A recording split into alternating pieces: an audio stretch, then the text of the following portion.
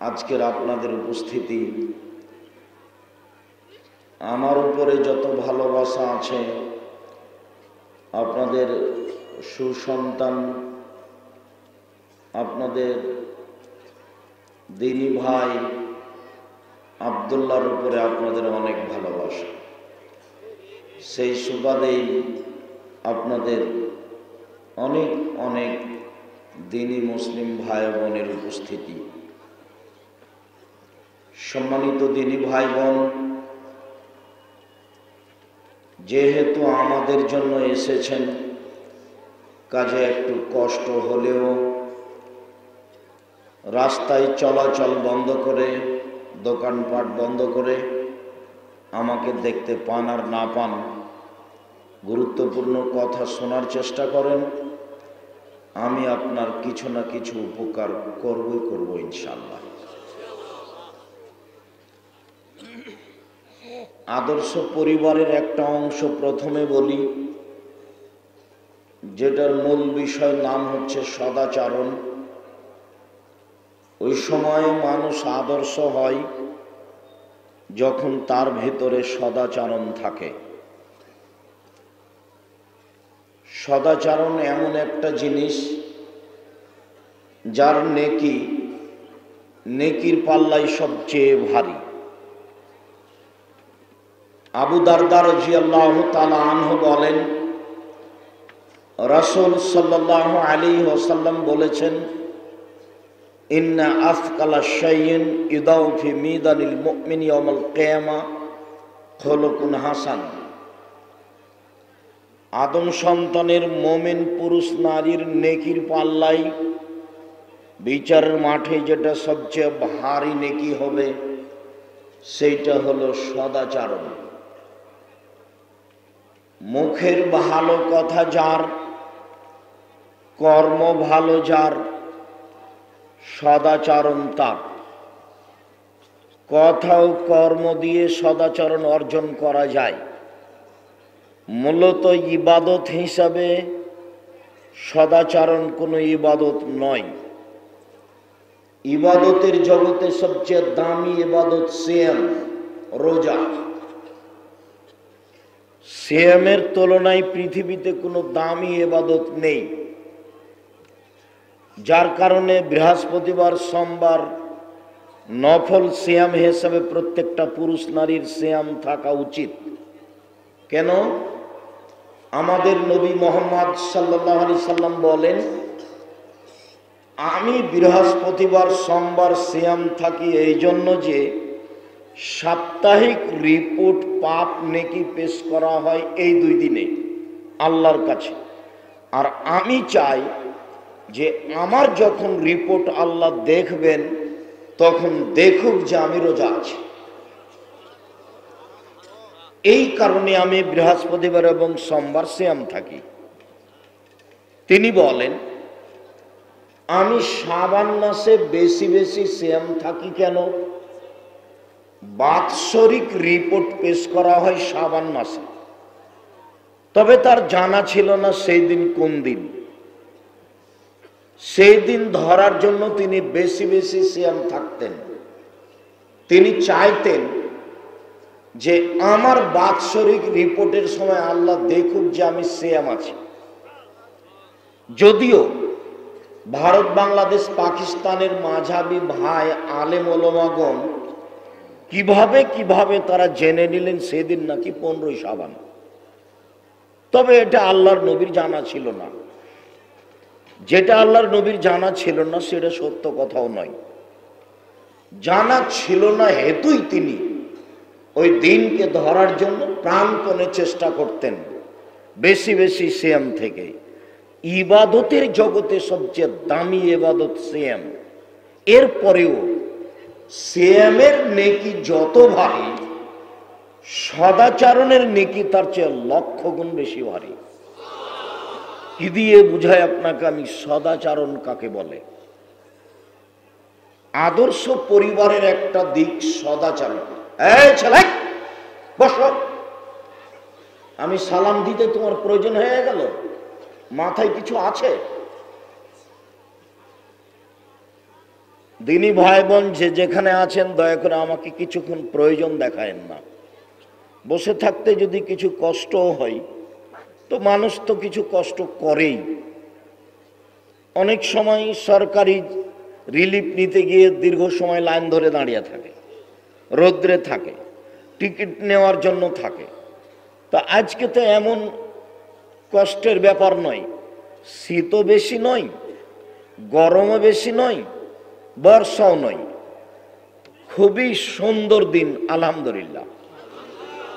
আর আমি যখন কোচা শহর, এটা কি নয়াপাড়া, নয়ারহাটে প্রোগ্রামে এসেছি, তখন আমার ভিতরে এই দুশ্চিন্তা কাজ করে না যে শত্রুতা ওইরকম হবে যেমন সিলেটে হয়েছে, শত্রুতা ওইরকম হবে যেমনটা আপনার চাঁপাই নবাবগঞ্জে হয়েছে, শত্রুতা ওইরকম হবে যেমনটা বগুড়ায় হয়েছে। আমি মনে করি না যে এখানে তেমনটা হবে। আমার এমনিতেই সাহস খুব বেশি দিন প্রচারের। আমার জীবনে আমি কোনোদিন কোনো সভাপতি সেক্রেটারি কোনো ব্যক্তিকে হিসাব করে আমাকে কথা বলা লাগেনি, আমার জীবনে কোনোদিন প্রয়োজন হয়নি। আমি আলহামদুলিল্লাহ মসজিদের সেক্রেটারি সভাপতিকে আমি নিজেই উঠায় আর বসাই। কারো কাছে পয়সা নিতে হবে এই জন্য আমাকে কোনোদিন চলা লাগেনি, এরকম দিন আমার জীবনে কোনোদিন আসেনি। কাজেই মানুষের মুখাপেক্ষী হয়ে আমাকে দিন প্রচার করতে হবে, ৩৩ বছরে এরকম কোনোদিন পরিবেশ আসেনি। ৮৮ আগস্টের ২০ তারিখ রোজ বুধবার বিকাল ৩টে থেকে আমি জান্নাতপুর, চাঁদপাড়া, গোবিন্দগঞ্জ, গাইবান্ধা জান্নাতপুর মাদ্রাসার শিক্ষক। ৮৮ আগস্টের ২০ তারিখ রোজ বুধবার বিকাল ৩টে থেকে। তা আমি দীর্ঘদিন থেকে শিক্ষকতা করি, দীর্ঘদিন প্রায় ৩৩ বছর থেকে দিন প্রচার করি। তা আমি খুব সফল অবস্থায় শক্ত হাতে দিন প্রচার করে আসছে আলহামদুলিল্লাহ। আর এইটা তো নয়ারহাট, এইটা জন্মভূমির মতো, এইখানে আমার অনেক ভালোবাসা দিনী ভাই বোনদের সাথে। কাজে আমি নির্দ্বিধায় কথা বলবো, এ কথাই ঠিক। সম্মানিত দিনী ভাই বোন যে যেখানে আছেন, আমাকে দেখতে পান আর না পান, দয়া করে কথা বলবেন না। বিশেষভাবে দিনী বোন আমি আপনাদের অনুরোধ জানাই, কেউ যদি আপনার গায়ের ওপর দিয়ে চলে যায় তবু আপনি তাকে কিছু বলবেন না, মুখ খুলবেন না। আর যারা রাস্তায় ঢং ঢং করে আসলেন চলে গেলেন, তো এটা তো নোংরা আচরণ। আসলেনই বা কেন, গেলেন বা কেন? আমি তো এসেছি, এটা অবগত হয়েছেন। আব্দুল্লাহ না হয় বিমান ফেল করেছে, আমি তো উপস্থিত হয়েছি আলহামদুলিল্লাহ। আলহামদুলিল্লাহ হায়াতে বেঁচে থাকলে আবার সাক্ষাৎ হবে। যেহেতু আব্দুল্লাহ, আব্দুর রহমান, আব্দুর রহিম ওরা গাইবান্ধা, গোবিন্দগঞ্জ, বাইশপুরের ভাষায় কথা বলে, খাবো, যাবো, এনা নিবু। বলছি আপু তোমরা যে চাঁপাইনবাবগঞ্জ রাজশাহীর মানুষ, এইভাবে কথা বলছো কেন? এনা নিবু কখন এইভাবে ভাষা বলে। তোরা আপোষে কথা বলে তখন এরকম ভাবে বলে, বাড়ি থেকে বের হলে আর এইভাবে বলে না। যেহেতু তারা এখানে জন্ম নিয়েছে, এখানেই বড় হয়েছে, কাজে এখানকার ভাষার সাথে তারা সম্পৃক্ত। মারিয়াম এরকম, মারিয়াম বড়টা হলো মারিয়াম মারা গেছে, তারপর আব্দুল্লাহ, তারপর আব্দুর রহিম, তারপর আব্দুর রহমান, তারপর আব্দুর রহিম, তারপরে মারিয়াম, যেটা কিং মালিক সৌদ রিয়াদ বিশ্ববিদ্যালয়ে পড়াশোনা করে। আর যেটা ওর ছোট আরিবা, ও 10 বছরও আমাদের সাথে থাকে। আপনাদের ভালোবাসার উপরে আল্লাহ অনেক ভালোবাসা দেখিয়েছেন আলহামদুলিল্লাহ। সম্মানিত দিনী ভাই বোন যে যেখানে আছেন, আবারও আন্তরিকভাবে অনুরোধ জানাচ্ছি, উঠে গিয়ে প্রয়োজন দেখিয়ে নিজেকে খাটো করিয়েন না। ইবাদতের জগতে সবচেয়ে দামি এবাদত সিয়াম, এ কথাই ঠিক। বৃহস্পতিবার সোমবার সিয়াম রাখা উচিত, এ কথাই ঠিক। এরপরেও সিয়ামের এবাদত যত ভারী, সদাচরণের এবাদত, সদাচরণের নেকি তার চেয়ে হাজারো লক্ষ গুণ বেশি ভারী। সদাচরণ কি জিনিস? সদাচরণ ভালো কথা, ভালো কর্ম। ইবাদতের জগতে সবচেয়ে শক্তিশালী, ক্ষমতাধর, পাওয়ারফুল এবাদত হলো দান। অবাক এবাদত দান। সিয়াম পালন করলে নেকি আপনার, আপনার মা মারা গেছে, কোনো উপকার হবে না। সবচেয়ে শক্তিশালী পাওয়ারফুল দান ইবাদত, অবাক ইবাদত। হজ একটা বড় ইবাদত, করলেন, আপনার মা মারা গেছে, কবরের কোনো উপকার আপনি করতে পারবেন না। তাসবিহ তাহলিল জিকির আজকার ভালো ইবাদত, করলেন, আপনার মায়ের কবরে আপনি কিছু উপকার করতে পারবেন না। সালাত একটা ভিন্ন ইবাদত, একটু পরে আসবে ইনশাআল্লাহ। সালাত আদায় করে মায়ের আপনি উপকার করতে পারবেন না। কিন্তু দান এমন একটা ইবাদত, শক্তিশালী, পাওয়ারফুল, ব্যতিক্রম ইবাদত। আপনি আপনার মায়ের নামে দান করলেন, কবরের শাস্তি বন্ধ হয়ে যাবে। ব্যতিক্রম শক্তিশালী ইবাদত হলো দান। ইন্না সাদকাতা তুতফিল খাতিয়াতা কামা ইতফিল মাউন নারা।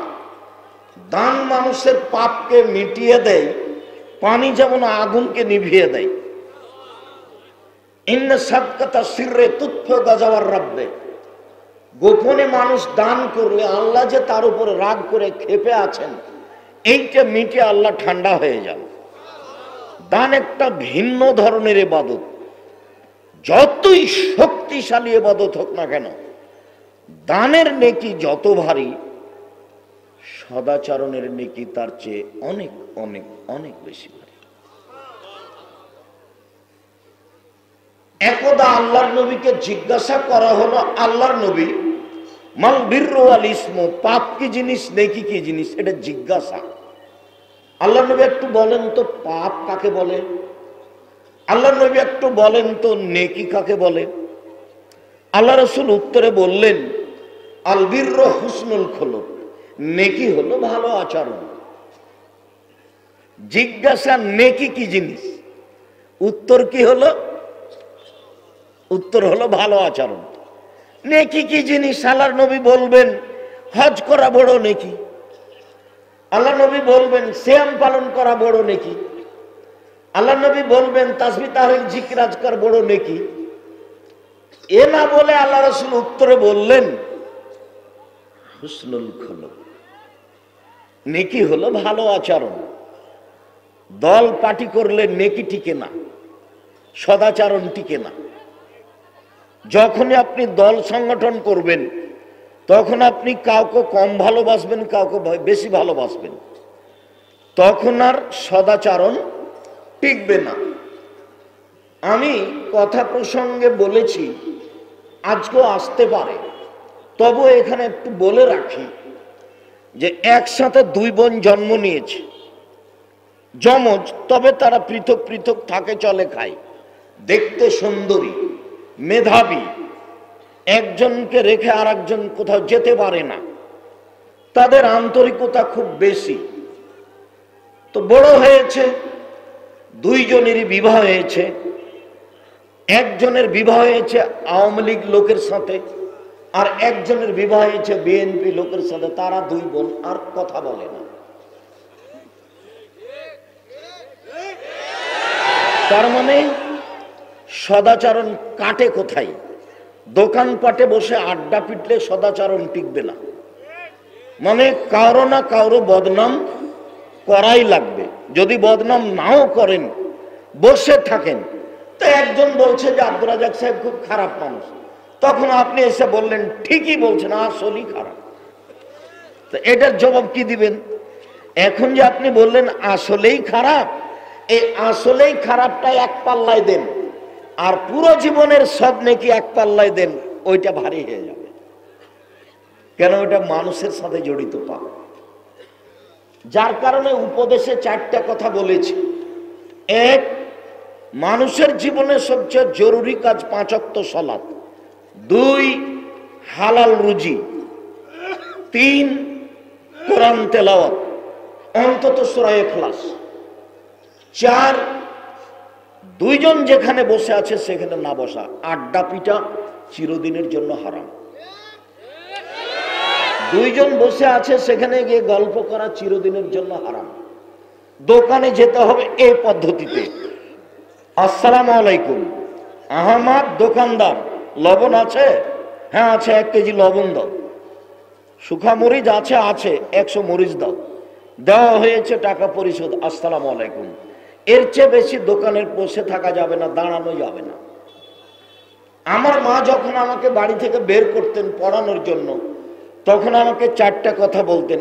1, দোকানে বসিও না, প্রাইভেট পড়ায়ও না, দাওয়াত খায়ও না, মানুষের সাথে বন্ধুতালি করো না। 4টা কথা আমার মা বলতেন। 1, দোকানে বসিও না।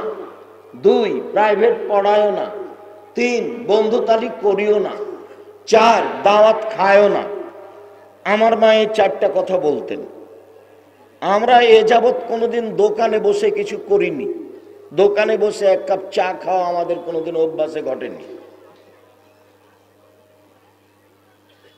দোকানে বসলে সদাচরণ টিকবে না, দল করলে সদাচরণ টিকবে না, হিংসা করলে সদাচরণ টিকবে না।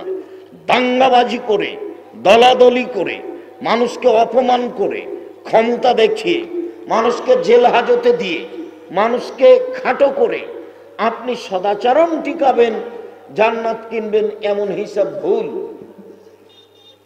যারা মানুষকে অপমান করে কথা ও কর্মে, তারা জালেম, তাদের বিচার পরে হবে।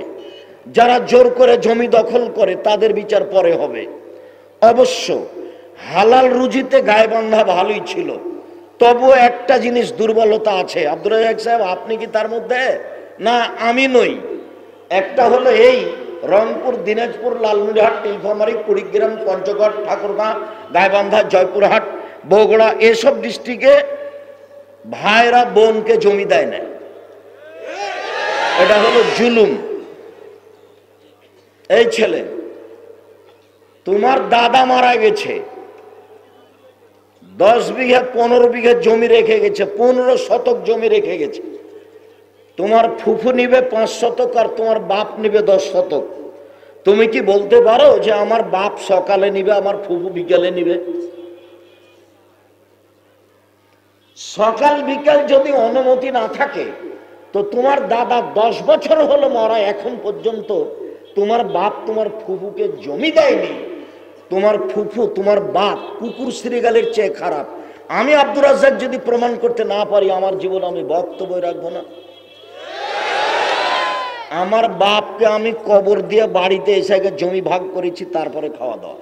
যদি যে জমি আমরা চিনি না, আমি টুকটাক দেখেছি, আমার ছোট ভাই দেখেইনি। জমি জায়গা আমার দোলা ভাই বোনের স্বামীরা চাষাবাদ করে খায়, অন্য মানুষে খায়। আমরা 2 ভাই, আমার ছোট ভাই বরিশাল মডেল কলেজের শিক্ষক, সরকারি কলেজে, আর আমি তো রাস্তাঘাটে ঘুরি। মাঝে মধ্যে বাইশপুর, গাইবান্ধা, গোবিন্দগঞ্জ আসি, মাঝে মধ্যে রাস্তাঘাটে ঘুরি, চাঁপাইনবাবগঞ্জ যাই, বেকার মানুষের মধ্যে। সম্মানিত দিনী ভাই বোন, বলছিলাম এটা একটা জুলুমের অন্তর্ভুক্ত। যারা জালেম তাদের বিচার পরে হবে, আপনি মনে রাখবেন। গাইবান্ধার এই নীতি দূর করতে হবে। কোনো মানুষ যৌতুক নিয়ে ছেলে মেয়ের বিবাহ দিতে পাবে না, যৌতুক চিরদিনের জন্য হারাম। যৌতুক আগামীকাল সন্ধ্যা হতে হতে ফেরত দিতে হবে। বাপ বেটা ভিক্ষে করে খাওয়া বহুদিন বলা আছে, ভিক্ষে করে খাওয়া কেন? ব্যবসা করে খাওয়া। ব্যবসা করতে না পারলে দিন মজুরি করে খাওয়া। যদি পাশে কোথাও কাজ না পাও, মহিমাগঞ্জ ট্রেন স্টেশন কাছে আছে, এখানে গিয়ে মানুষের ব্যাগ বোকচা তুলে দিও। সারাদিন গাড়িতে ব্যাগ বোকচা তুলে দিলে 200-500 টাকা বিকালে হবে। এদের রুচি উপার্জন করো, 24 ঘন্টার মধ্যে শ্বশুরের টাকা ফেরত দিতে হবে। বাপ বেটা ভিক্ষুক সেজেছ, তুমি আর তোমার বাপ দুইজনই কাপুরুষ মানুষ। দেখো তোমার বাপের মুখখান কালো হয়ে আছে, তোমার বাপের মুখখানটা একটু তাকিয়ে দেখো। আমার নিজের শ্বশুর বাড়ি গাইবান্ধা, গোবিন্দগঞ্জ, বাসপুর, জান্নাতপুর। বড় ছেলের শ্বশুর বাড়ি বগুড়া, মেজর ছেলের শ্বশুর বাড়ি সাঘাটা, সবাই পাশে আছে। কেউ যদি কোনোদিন প্রমাণ করতে পারে যে আব্দুর রাজ্জাক সাহেব একটু ইশারা করছিল, জীবনে আমি আর বক্তব্য দিব না। ছোট হয়ে চলতে হবে, এরকম পরিবেশ আমার কোনোদিন ঘটেনি, ভবিষ্যতে যেন কোনোদিন না ঘটে, আল্লাহ তুমি কবুল করো। সম্মানিত দিনী ভাই বোন, সদাচরণ টিকে না দল করলে, সদাচরণ টিকে না হিংসা করলে, সদাচরণ টিকে না এইভাবে মানুষের প্রতি জুলুম করলে, সদাচরণ টিকে না খারাপ আচরণ করলে। সদাচরণ কি জিনিস? এক মিনিট। আবু হুরায়রা রাদিয়াল্লাহু তাআলা আনহু বলেন, রাসূল সাল্লাল্লাহু আলাইহি সাল্লাম বললেন, ইন্না ফিল জান্নাতি লা গোরাব ইউরা জাহিরুহু মিন বাতিনিহা বাতিনুহু মিন জাহিরিহা। এত উন্নত মানের ঘর, যার বাহির থেকে ভিতর দেখা যায়, ভিতর থেকে বাহির দেখা যায়, খালি টক টক টক টক টক করছে, ঝকঝক টক করছে। সাহাবীগণ জিজ্ঞাসা করলেন, আল্লাহর নবী, এত দামি ঘর কে পাবে? তখন আল্লাহ রাসূল বলছেন, লেমান আলানাল কালামা, যার মুখের ভাষা নরম, যে কাউকে কষ্ট দেয় না, যে কাউকে কষ্ট দেয় না সেই পাবে। এর নাম সদাচরণ, এর নাম নম্র আচরণ। আবু হুরায়রা রাদিয়াল্লাহু তাআলা আনহু বলেন, রাসূল সাল্লাল্লাহু আলাইহি সাল্লাম বললেন, আলা উখবিরুকুম বিমা ইউহরামু আলাইহিন নার অবিমান তাহরুমুন নার আলাইহি। আমি কি বলে দিব না তোমাদের, যার উপরে জাহান্নাম হারাম, মানে জাহান্নামই তার উপরে হারাম। বলে দিব না কি আমি তোমাদের, যে জাহান্নামের জন্য হারাম, ও নিজেই জাহান্নামের জন্য হারাম। জাহান্নাম তার উপরে হারাম, ও জাহান্নামের উপরে হারাম, মানে জাহান্নাম যাবেই না। এরকম কথা আমি একটা বলে দিব? হ্যাঁ বলেন দেখি, বলেন। তখন বলছেন, সাহলুন লাইয়িনুন করিমুন, নরম মেজাজ,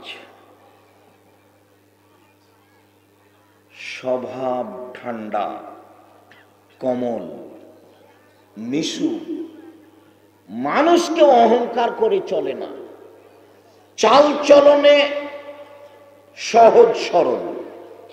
এরকম ব্যক্তির উপরে জাহান্নাম হারাম। এই ব্যক্তি জাহান্নামের উপরে হারাম।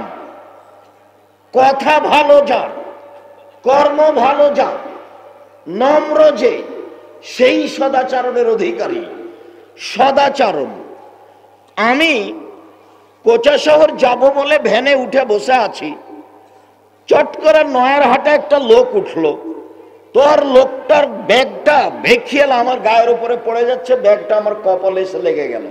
তা আমি চট করে বললাম, তোর কপালে চোখ নাই, হুঁশ নাই, গাড়িতে উঠছিস? এর কি সদাচরণ আছে? যে নাই, সদাচরণ নেই। খারাপ আচরণ দেখবেন রিক্সাওয়ালাকে, দেখেন ওর রিক্সাটা আর একজনের সাথে লেগে গেছে, এই যে ও বললো, এমন বলা বললো, মনে বস্তির মানুষ বলল, এরপরে এরটা আর একজনের সাথে লেগে গেছে। ওই যে একে বললো, এখনই কিন্তু এ খুব বললে আর একজনকে, একটু পরে দেখছি যে আর একজন একে বলছে। সদাচরণ নেই, সদাচরণ ভিন্ন জিনিস। এই ছেলে, তোমাকেই বলছি, জিন্দেগিতে আর কোনোদিন স্ত্রীর সাথে জোরে কথা বলবো না, মোটা করে। ভালো আচরণ করে স্ত্রীর সাথে, মায়ের সাথে, বাপের সামনে কোনোদিন জোরে কথা বলবো না। 4 শ্রেণীর মানুষ জান্নাতে যাবে না। 1, আঁক কোন বাপ মাকে মানে না যে। 2, কম আর জুয়া খেলে যে। 3, মান্নান খোটা দেয় যে। 4, মদমেনুল খামর, নিয়মিত বিড়ি, তামাক, জর্দা, সিগারেট, গুল, নেশাদার দ্রব্য খায়, পান করে যে। এই 4 শ্রেণীর মানুষ জান্নাতে যাবে না। এ কথা আমি বলিনি, এ কথা মুহাম্মদ সাল্লাল্লাহু আলাইহি সাল্লাম বলেন। তিনি বলেন, লা ইয়াদখুলুল জান্নাহ, জান্নাতে যাবে না 1, বাপ মাকে মানে না যে। বাপ মায়ের সামনে জোরে কথা বলা নিষেধ। কথা বলে যে সদাচরণ নেই তার, একবারে ঠান্ডা হয়ে যেতে হবে, হাত নিচু করে যেতে হবে, নরম হয়ে ঘরে যেতে হবে। একদিন তুমি ছিলে তোমার মায়ের কোলে, এখন তোমার মা তোমার কোলে, পেশাব করাবা তুমি, পায়খানা করাবা তুমি, গোসল দিয়ে দিবা তুমি, কাঁধে করে ডাক্তারখানা নিয়ে যাবা তুমি, সব কিছু করবা তুমি। তোমার বোন তো নাই, তোমার বউ তো দেখবে না। কেন? তোমার বউকে তোমার মা দিনরাত গালি দেয়, এ কথাই ঠিক। এখন তুমি মনে করছো ঘুম থেকে উঠে যে এই বাড়িতে সবচেয়ে খারাপ মানুষ আমার মা। হ্যাঁ, এই বাড়িতে সবচেয়ে খারাপ মানুষ মা, তোমার মা, এ কথাই ঠিক। এরপরেও তুমি মুখ খুলতে পারবে না। আল্লাহ নবী বলেছেন তোমার মায়ের পায়ের নিচে জান্নাত, এ কথাই ঠিক। মায়ের পায়ের নিচে জান্নাত, এ কথাই ঠিক। অতএব মা কি বলছে এটা বিবেচনা করা যাবে না, তার সামনে জোরে কথা বলা যাবে না, এটাই চূড়ান্ত। এক মিনিট, সদাচরণ তাড়াতাড়ি দেখিয়ে চলে যাচ্ছে। এক মিনিট, কে বাড়িতে আছেন? জি না। কোথায় গেছে? শিকার করতে গেছে। কখন আসবে? সন্ধ্যায় আসবে। কেমন আছো? খুব একটা ভালো নেই। ওহো, আচ্ছা ঠিক আছে, আসলে সালাম দিও, চৌকাঠ পরিবর্তন করতে বলিও। ইসমাইল আলাইহিস সালাম সন্ধ্যায় এসে বুঝতে পেরেছেন যে আব্বা এসেছিলেন। জিজ্ঞাসা করছেন কি খবর, কে এসেছিল? জি হ্যাঁ, একজন বৃদ্ধ মানুষ এসেছিলেন। কি বললেন? একটু একটু সরে যাবে, বহু জনগণ উপস্থিত, লাখো জনগণ উপস্থিত। আজ একটু ঠান্ডা হবেন, বিরক্ত হয়েন না, সদাচরণেরই কথা। আমি কথা বলবো আর কেউ দাঁড়িয়ে থেকে সময় কাটাবে, এই সাহস কেউ রাখে? আমি আব্দুর রাজ্জাক বিন ইউসুফ তা নই। হয়তো তাদের মেশিনের ব্যাপার, তারা ভয় পাচ্ছে যে কথাটা ঠিক হচ্ছে কিনা, ছবিটা ঠিক মতো আসছে কিনা, সেই জন্য সময় এসে দাঁড়িয়ে তারা ওটা ঠিক করছে।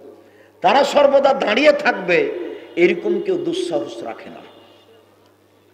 কাজেই ধৈর্যের পরিচয় দিবেন। ধৈর্য ঘোড়ার ডিম নয়, ধৈর্য কিছু যেটা মানুষ বাস্তবায়ন করবে। ধৈর্য কে বাস্তবায়ন করবে? মানুষ। পশু প্রাণী পারবে? ধৈর্য নেই যার, সদাচরণ নেই তার। সদাচরণ খুব কঠিন জিনিস। আল্লাহর নবী এত দামি ঘর কে পাবে? মুখের ভাষা নরম যে যার সেই পাবে। আরেকটু, রাসূল সাল্লাল্লাহু আলাইহি সাল্লাম বলেন, আরবাউন, চারটা জিনিস আছে যার, সবকিছু আছে তার, জান্নাত আছে তার, ইহকাল আছে তার, পরকাল আছে তার। চারটা জিনিস আছে যার, সবকিছু আছে তার, জান্নাত আছে তার, ইহকাল আছে তার, পরকাল আছে তার। এক, হিফজ আমানাতিন, আমানতের রক্ষা। আমানতের রক্ষা মানে সভাপতি মসজিদের আপনাকে 200 টাকা দিয়েছে, বলেছে যে মসজিদের কারেন্টের তারগুলো কিনে নিয়ে আসো। আপনি 20 টাকার নাস্তা করেছেন, 10 টাকা রেখে দিয়েছেন, দাম বেশি দেখিয়ে আপনি 200 টাকা খরচ দেখিয়েছেন, আপনার কাছে আমানত নেই। 2, হুসন খালিকাতিন, ভালো আচরণ যার, জান্নাত তার, সদাচরণ যার, জান্নাত তার। 3, সিদক হাদিসিন, সত্য কথা যার, জান্নাত তার। 4, ইফফত মিতওয়ামাতিন, বৈধ রুজি যার, জান্নাত তার। যে হারাম রুজি উপার্জন করে না, যে শ্বশুরের কাছে যৌতুক নেয় না, যে মানুষের সাথে দাঙ্গাবাজি করে না, জান্নাত তার। হালাল রুজি যার, জান্নাত তার। 4টে জিনিস আছে যার, জান্নাত আছে তার। আমি এই কথা বলিনি, এই কথা মুহাম্মদ সাল্লাল্লাহু আলাইহি সাল্লাম বলেছেন।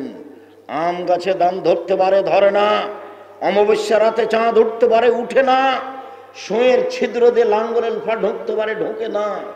সুঁয়ের ছিদ্র দিয়ে লাঙ্গলের ফাল ঢুকে যেতে পারে, আম গাছে জাম ধরে যেতে পারে।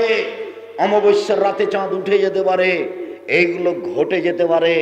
আমি যেই কথা বললাম এতে সন্দেহ আছে বলে কিয়ামত পর্যন্ত চেষ্টা করলে সরিষা ঢোকানো যাবে না। যা বলছি তাই থাকবে। কেন? মুহাম্মদ সাল্লাল্লাহু আলাইহি সাল্লাম বলেছেন, চারটা জিনিস আছে যার সবকিছু আছে তার। চারটা জিনিস আছে যার সবকিছু আছে তার। এক, আমানতের রক্ষা। দুই, সদাচরণ। তিন, সত্য কথা। চার, বৈধ রুজি, হালাল রুজি। সম্মানিত দিনী ভাই বোন, আমি আপনাদের বলছিলাম কিভাবে আপনি পরিবারকে রক্ষা করবেন, পরিবারকে জাহান্নাম থেকে বাঁচাবেন কিভাবে। মহান আল্লাহ বলেন, ইয়া আইয়ুহাল্লাযীনা আমানু কু আনফুসাকুম ওয়া আহলিকুম নারা। পৃথিবীর মানুষ, তোমরা তোমাদেরকে জাহান্নাম থেকে বাঁচাও এবং পরিবারকে বাঁচাও। আপনি নিজেকে জাহান্নাম থেকে বাঁচাবেন কি করে? আজকের জন্য তিনটা কথা মনে রাখতে হবে। এক, মুখটা বন্ধ রাখবেন, কথা বলবেন না। জরুরি প্রয়োজন ছাড়া, ভালো কথা ছাড়া মুখ ব্যবহার করবেন না, জান্নাত হবে। দুই, জরুরি প্রয়োজন ছাড়া বাড়ির বাইরে যাবেন না। আজ থেকে না আর কোনোদিন দোকানে বসে আড্ডা পিটবেন না। দোকানে বসে আড্ডা পিটা গল্প করা চিরদিনের জন্য হারাম। তিন, পাপের জন্য কাঁদুন, মাঝে মধ্যে পাপের জন্য কাঁদতে হবে, জান্নাত হবে। আপনি নিজেকে জাহান্নাম থেকে বাঁচাতে পারবেন। এক, মুখটা বন্ধ রাখা। দুই, জরুরি প্রয়োজন ছাড়া বাড়ির বাইরে না যাওয়া। তিন, পাপের জন্য কাঁদা। আল্লাহ রাসূল বলেন, পৃথিবীর মানুষ শুনে রেখো, কেউ যদি দুইটা জিনিসের জিম্মেদারি নিতে পারে, আমি মুহাম্মদ সাল্লাল্লাহু আলাইহি সাল্লাম তাকে জান্নাতে নিয়ে যাওয়ার জন্য জিম্মেদারি নিলাম। কিভাবে জান্নাতে নিয়ে যেতে হবে সেটা আমার ব্যাপার। তারা দুইটা জিনিসের জিম্মেদারি নিবে, আমি একটা জিনিসের জিম্মেদারি নিলাম। কিভাবে জান্নাতে নিয়ে যেতে হবে সেটা আমি দেখব। এক, মুখ, জিহ্বা। কারো বদনাম করা হবে না, গীবাত করা হবে না, আড্ডা পিটা হবে না, অপ্রয়োজনীয় কথা বলা হবে না। কিভাবে জান্নাতে নিয়ে যেতে হয় সেটা আমি দেখব। দুই, জেনায় লিপ্ত হওয়া হবে না, জেনায় লিপ্ত হওয়া হবে না।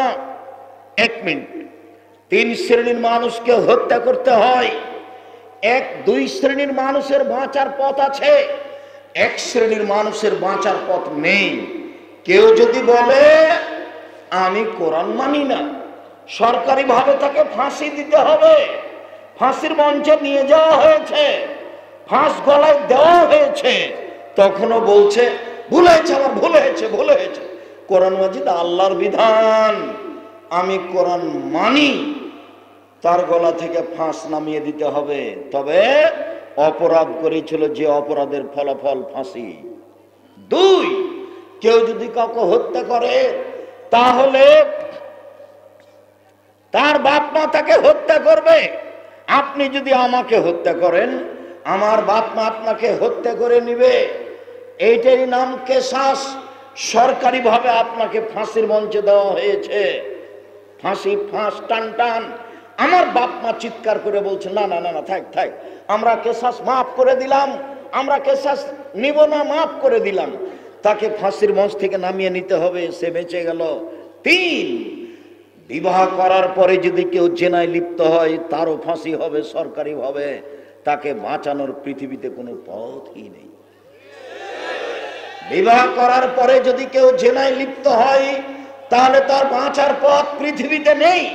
এদেশের লাখো দুলা ভাইকে সরকারিভাবে হত্যা করতে হবে যারা সেলিকার সাথে জেনায় লিপ্ত হয়েছে। এদেশের লাখো ভাবিকে হত্যা করতে হবে, ইট ঢেল পাথর দিয়ে মেরে ফেলতে হবে যারা ভাবির সাথে জেনায় লিপ্ত হয়েছে। এদেশের লাখো পুরুষ নারীকে ইট ঢেল পাথর দিয়ে মেরে ফেলতে হবে। যারা বিবাহ করার পরে জেনায় লিপ্ত হয়েছে তাদের বেঁচে থাকার পৃথিবীতে কোনো পথই নেই।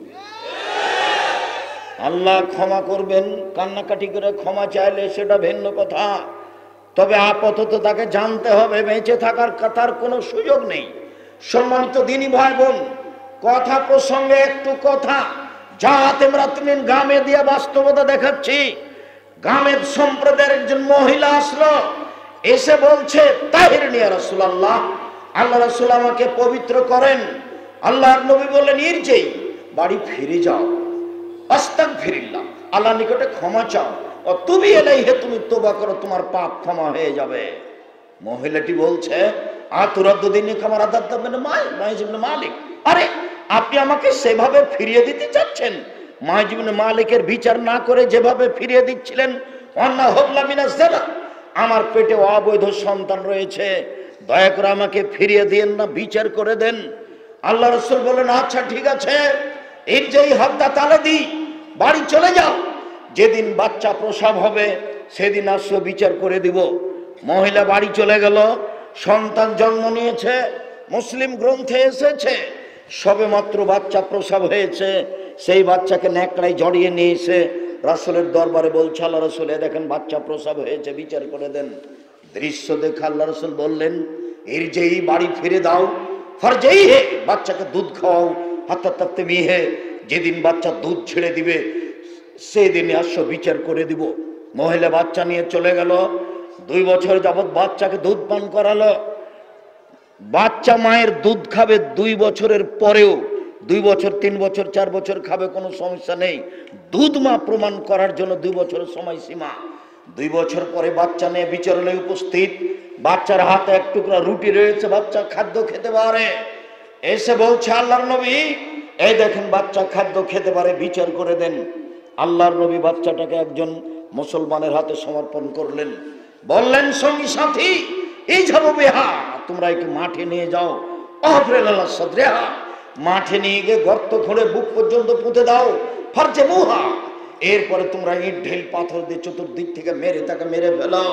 সাহাবীগণ বলছেন আমরা তাকে মাঠে নিয়ে গেলাম, গর্ত খুঁড়ে বুক পর্যন্ত মাটিতে পুঁতে দিলাম, চতুর্দিক থেকে ইট ঢিল পাথর মারতে লাগলাম। খালিদ বিন ওয়ালিদ বলেন একটা পাথর আমি তার মুখের উপরে মারলাম, ফাতানাজ্জাহা কামল ওয়াজহে খালিদ, পাথরটা মুখে লেগে মুখ ফেটে রক্ত ছিটে খালিদের গায়ে লাগলো। ফাসাবাহ, খালিদ তাকে গালি দিয়ে বসলেন ছি ছি, একজন জেনাকারিনী মহিলার গায়ে রক্ত আমার গায়ে লাগলো, এরকম কথা তিনি বললেন। আল্লাহ রাসূল বলেন বাহরানে খালিদ, খালিদ থামো, তুমি তাকে গালি দিও না, তাওবাতান লা তাবাসাহু মাগফিরাল্লাহ গফরালাহু। এই মহিলা এত ক্ষমা ভিক্ষা চেয়েছে, আল্লাহর দরবারে এত কান্নাকাটি করেছে, সারা মদিনার সমস্ত লোকের উপরে যদি এই তোবা ভাগ করে দেওয়া হয় সবার পাপ ক্ষমা হয়ে যাবে। শোনো খালিদ, বড় থেকে বড় পাপী যদি এইভাবে তোবা করে তাহলে তার পাপ ক্ষমা হয়ে যাবে। খালিদ তুমি তাকে গালি দিও না। আল্লাহ রাসূল তার জানাজা করলেন, কাফন দাফন করলেন, কিন্তু আল্লাহ রাসূল তাকে বলতে পারলেন না যাও তোমার পাপ ক্ষমা হয়ে গেছে, তোমার বিচার হবে না, এই কথা তিনি বলতে পারলেন। তার মানে বিবাহ করার পরে জেনায় লিপ্ত হলে তাকে বাঁচানোর কোনো পথ পৃথিবীতে নেই। সম্মানিত দিনী ভাই বোন, বলছিলাম পৃথিবীর মানুষ 2টা জিম্মেদারি নাও, আমি তোমাকে জান্নাতে নিয়ে যাওয়ার জন্য জিম্মেদারি নিলাম। 1, মুখ কন্ট্রোলে রেখো, 2, জেনায় লিপ্ত হয়েও না, কিভাবে জান্নাতে নিয়ে যেতে হয় সেটা আমি দেখব। 1 মিনিট, রাসূল সাল্লাল্লাহু আলাইহি সাল্লাম বলছেন সঙ্গী সাথী বলতে পারো মানুষকে পিছন দিক থেকে ধাক্কা মেরে জাহান্নামে নিক্ষেপ করে কি? সঙ্গী সাথী বলতে পারো মানুষকে পিছন দিক থেকে ধাক্কা মেরে জাহান্নামে নিক্ষেপ করে কি? সঙ্গী সাথী বলতে পারো মানুষকে পিছন দিক থেকে ধাক্কা মেরে জাহান্নামে নিক্ষেপ করে কি? এ কথা বলতে বলতেই ফাঁকা জেলে সেনাহু জিভাটা ধরে নিয়েছেন। জিভা মানুষকে পিছন দিক থেকে ধাক্কা মেরে জাহান্নামে নিক্ষেপ করে।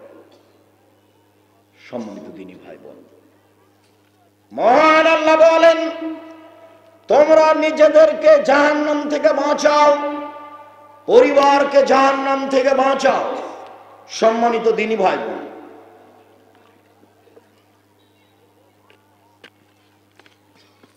নিজেকে জাহান্নাম থেকে বাঁচাবেন, পরিবারকে জাহান্নাম থেকে বাঁচাবেন। যারা সহযোগিতা চাচ্ছে তারা মনে হয় খুব বেশি পয়সা খরচ করে ফেলেছে, যার কারণে বারবার আমাকে বলছে যদিচ এই প্রোগ্রাম দাওয়া ইলাল্লাহ, আর দাওয়া ইলাল্লাহ মানে এই দেশে সারা দেশ জুড়ে যারা মক্তব ভিত্তিক দাওয়াত দিতে যায়, শিক্ষা কার্যক্রম চালাতে চায়, তাদেরই এই প্রোগ্রাম।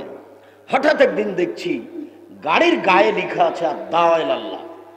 তা আমি বলছি আব্বু, আর দাওয়া ইলাল্লাহ গাড়ির গায়ে লেখা আছে, এটা কি?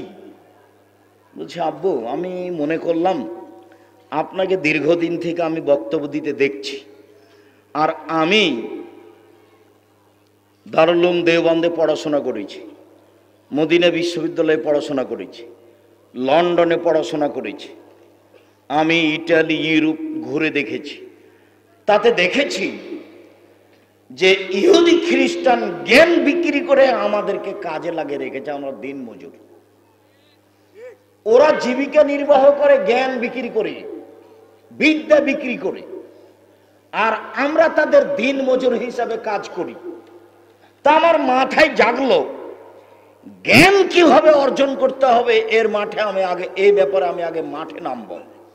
তাতে আমি সিদ্ধান্ত নিলাম সারা দেশ জুড়ে শিক্ষা কার্যক্রম এবং দাওয়াতি কার্যক্রম মসজিদ ভিত্তিক করব ইনশাআল্লাহ। আমি বললাম আব্বু, সিদ্ধান্ত তোমার ঠিক। আমি 33 বছর যাবৎ দাওয়াত দিয়ে আসছি, আমার কথা মানুষ মেনে চলে, এ কথাই ঠিক। কোটি মানুষ প্যান্টটা কেটে টাকনুর উপরে করেছে, কথাই ঠিক।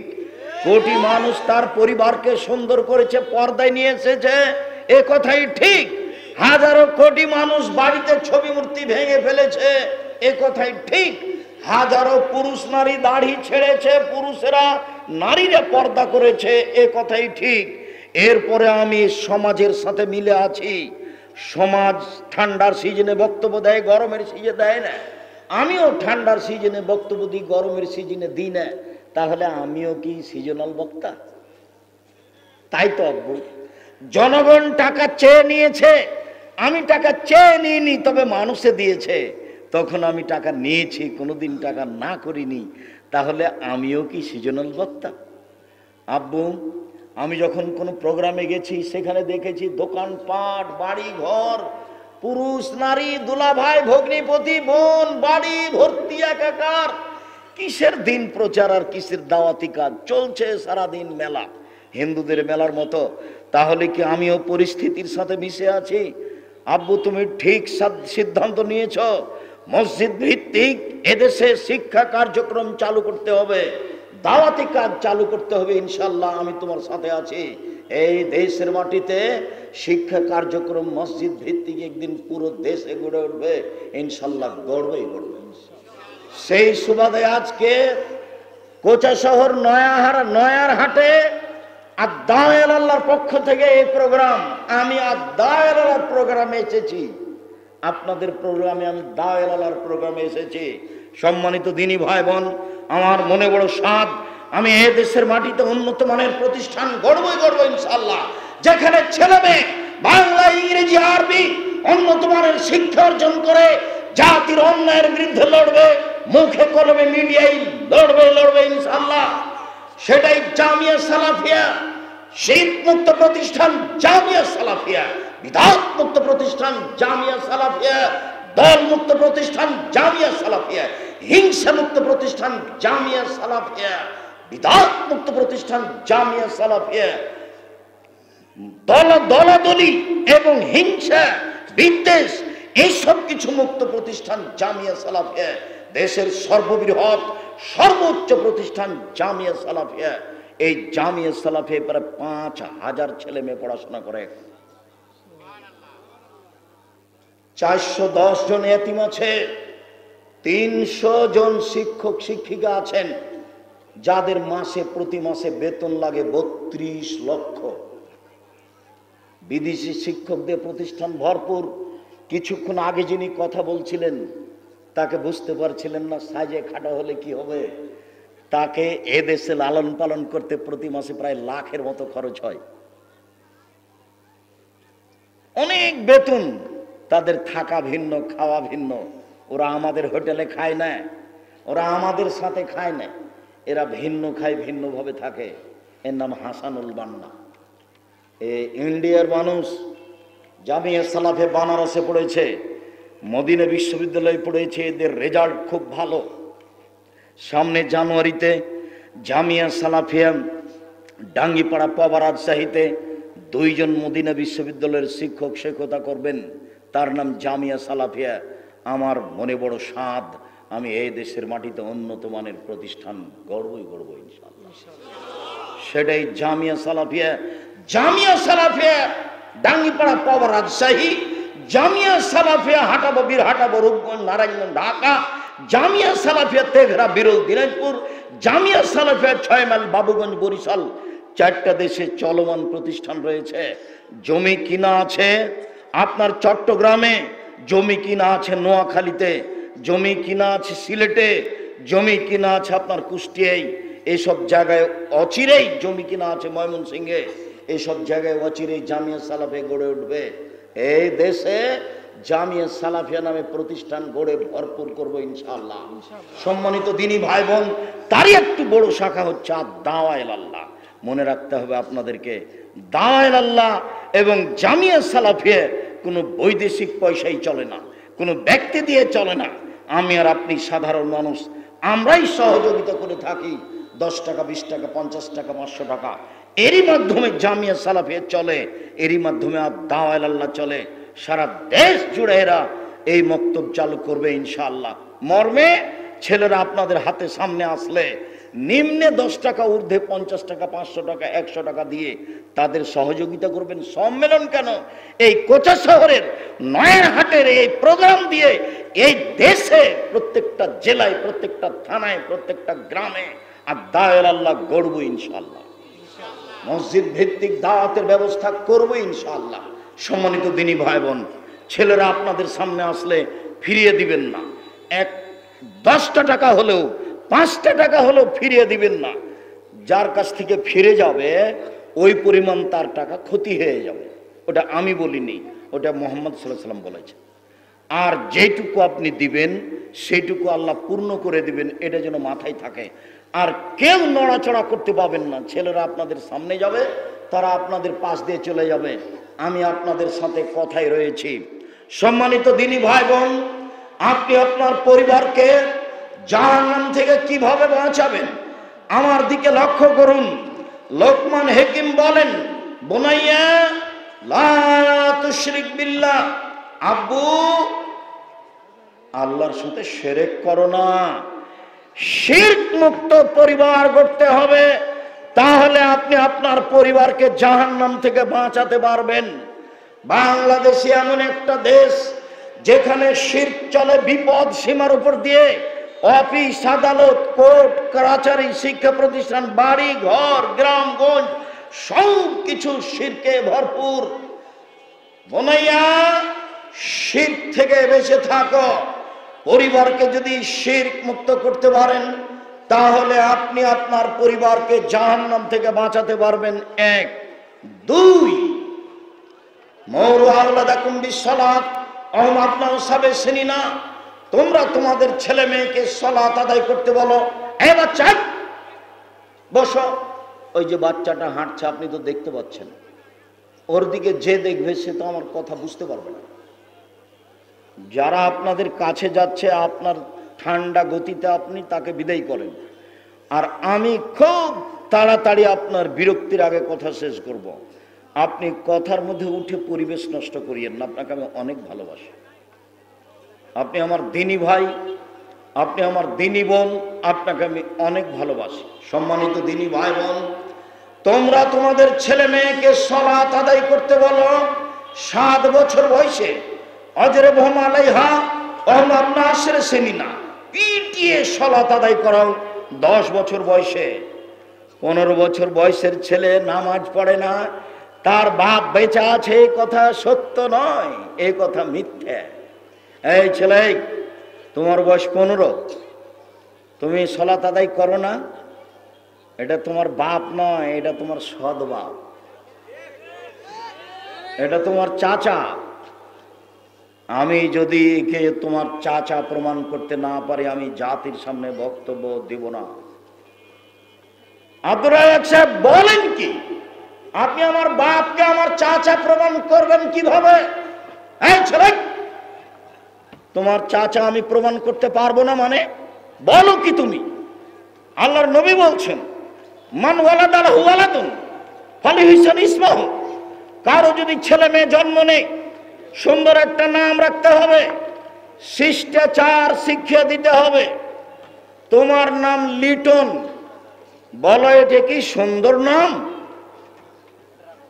নাম হতে হবে ইসমাইল, ইসুফ, ইসহাক, ইয়াকুব, ইব্রাহিম, দাউদ, সুলাইমান, আদম, মুসা, ঈসা নবীদের নাম।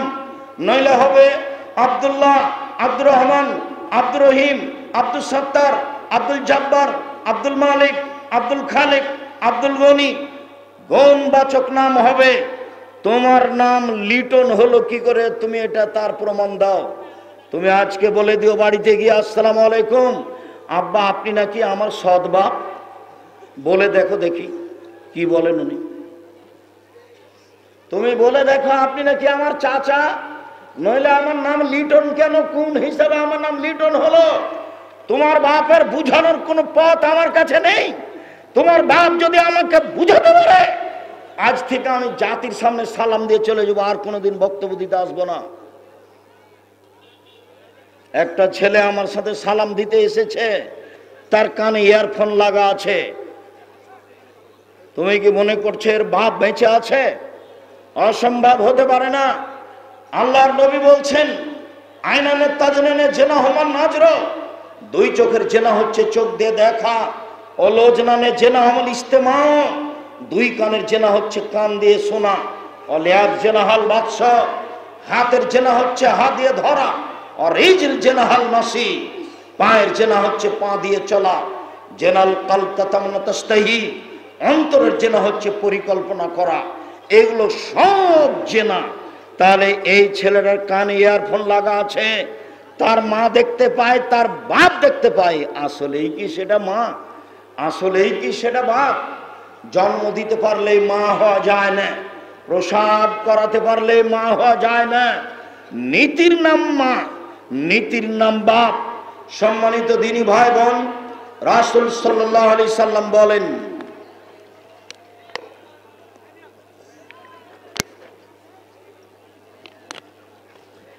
মুরু আওলাদাকুম বিসসালাত ওয়াহুম আবনাউ সাবঈ সিনিনা, তোমরা তোমাদের ছেলে মেয়েকে সালাত আদায় করতে বলো যখন তার বয়স 7 বছর। পিটিয়ে সালাত আদায় করা যখন তার বয়স 10 বছর। 15 বছর বয়স হয়েছে, সালাত আদায় করে না, তখনও বাপ বেঁচে আছে, এই কথা ঠিক নয়। কাপুরুষ হয়ে বাপ স্বীকৃতি দিয়ে জাতির ক্ষতি করে, পরিবারের ক্ষতি করে সফলতা অর্জন করা যায় না। সম্মানিত দিনী ভাই বোন, 3 রাসূল সাল্লাল্লাহু আলাইহি সাল্লাম বলেন, একরাহুল কালামা কাবলাল ইশায়ে, একরাহুল নাওমা কাবলাল ইশায়ে, একরাহুল কালামা বাদাল ইশায়ে। আল্লাহর নবী এশার সালাতের পূর্বে ঘুমিয়ে যাওয়াকে ঘৃণা করতেন, এশার সালাতের পরে কথা বলাকে ঘৃণা করতেন। যেই পরিবারে এশার পরে গল্প হয়, যার ছেলে মেয়ে দোকানে বসে আড্ডা পিটে যেখানে সেখানে বসে সময় কাটায়, এর পরিবার আদর্শ পরিবার নয়।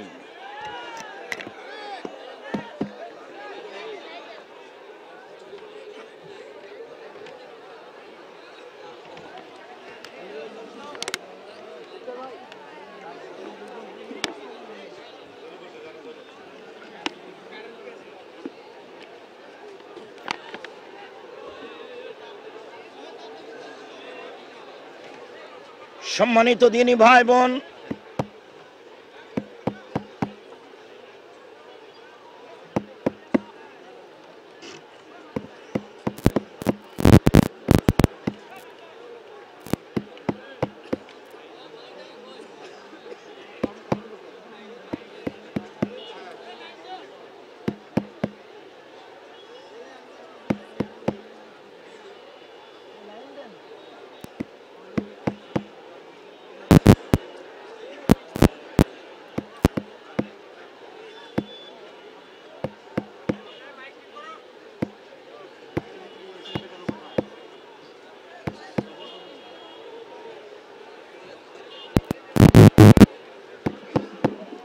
যে বলছিলাম সম্মানিত দিনী ভাই বোন, কারেন্ট চলে যাওয়ার ফাঁকে যদি কেউ উঠে যাওয়া, যারা টাকা আদায় করছে তারা, এই ব্যতীত কেউ যদি উঠে চলে যান তাহলে আপনি মনে করিয়েন না যে আমি সফলতা অর্জন করলাম। এটা আপনার বোকামির পরিচয়, এটা হলো আপনার বোকামির পরিচয়। আমি তো আছি, আপনি কেন চলে যাবেন? আমি তো আর নির্বাচন করতে আসিনি, ভোট চাইতে আসিনি। 3, যেই পরিবারের ছেলে এশার সালাতের পরে আড্ডা পিটে বাড়িতেও বাহিরে গল্পে লিপ্ত থাকে, মোবাইল নিয়ে ব্যস্ত থাকে, সেই পরিবার আদর্শ পরিবার নয়। 4, মান কানাত লাহু ওয়ালিদা ফাআল্লামা ফাসানা তালিমাহা ওয়া আদাবাহা ফাসানা তাদিবাহা। যার বাড়িতে কাজের মেয়ে আছে, সে কাজের মেয়েকে শিখিয়ে দিল, সুন্দর শিখিয়ে দিল, শিষ্টাচার শিখিয়ে দিল, সুন্দর শিষ্টাচার শিখিয়ে দিল, তার ডবল নেকি হবে। সম্মানিত দিনী ভাই বোন, বিশেষভাবে আমার দিনী বোনেরা যারা মহিলা মানুষ এসেছেন, আপনাদের এখানে কথা বলেন তো দেখি, আমি আপনাকে হ্যালো বলি নাকি? হ্যালো বলে কুকুরকে ডাকে, এ আবার কোন শিষ্টাচার? আপনি আমাকে 1 গ্লাস পানি দিলেন, আমি বললাম থ্যাংক ইউ, ধন্যবাদ। থ্যাংক ইউ ধন্যবাদ বলছে যারা ওই এতে যাচ্ছে, নেপাল যাচ্ছে, ওই সব বেটি ছেলেগুলো বিমানবালারা বলে ধন্যবাদ, আপনি বললেন থ্যাংক ইউ। আপনি যে বললেন থ্যাংক ইউ, বলেন তো এটা কি হলো? কোনো কিছু কি হয়েছে? জিরোর তো দাম আছে। জিরো যদি বাম দিকে দেন কোনো সমস্যা নেই, কিন্তু যদি ডান দিকে দেন তাহলে অনেক দাম বেড়ে যাবে। আপনি থ্যাংক ইউর একটা সামান্যতম কিছু উপকার বের করেন, আর যদি বলেন জাযাকাল্লাহ খায়ের, 1 গ্লাস আপনি পানি দিলেন, প্রতিদান আল্লাহ আপনাকে দিবে। জাযাকাল্লাহ খায়ের আপনি আল্লাহর হাতে প্রতিদান দেওয়ার জন্য বলে দিলেন। আমি মানুষ, আপনার কি উপকার করব? আপনি যদি লন্ডনে বিপদে পড়েন আর আমি যদি জাযাকাল্লাহ খায়ের বলি, আল্লাহ আপনাকে প্রতিদান লন্ডনে দিবে। কেন? আমি প্রতিদান কাকে দিতে বললাম? আল্লাহকে দিতে বললাম, আর আপনি বললেন থ্যাংক ইউ। বলেন তো আপনি প্রতিদান কাকে দিতে বললেন? শিষ্টাচার ভিন্ন জিনিস। সম্মানিত দিনী ভাই বোন, শিষ্টাচার নবীগণের ছিল 10টা শিষ্টাচার, নবীগণের ছিল 10টি বৈশিষ্ট্য, নবীগণের ছিল 10টি শিষ্টাচার। 1, এফাউল্লোহা, দাড়ি বড় করতে হবে, দাড়ি চেঁচে ফেলা হারাম, দাড়ি ছোট করা হারাম। দাড়ি চেঁচে ফেললে পুরুষত্ব শক্তি কমে যায়, দাড়ি চেঁচে ফেললে আল্লাহর পক্ষ থেকে অভিশাপ নেমে আসে। দাড়ি চেঁচে ফেললে মহিলা মানুষ মহিলা মহিলা লাগে, নারী নারী লাগে। নারীর সাদৃশ্য হলে আল্লাহর পক্ষ থেকে অভিশাপ হয়, নবীগণের শিষ্টাচার ছুটে যায়। 1, দাড়ি বড় করতে হবে, আপোষ নেই। 2, কাসু সাহেব, মোচ কেটে ফেলতে হবে, কেঁচি দিয়ে কাটতে হবে, ব্লেড দিয়ে নয়, পুরুষের পরিচয় থাকতে হবে। 3, কাসুল আজফারে, নখ কেটে ফেলতে হবে। সব নবীর বৈশিষ্ট্য নখ কেটে ফেলা। যাদের নখ বড় আছে কেটে ঘুমাতে হবে।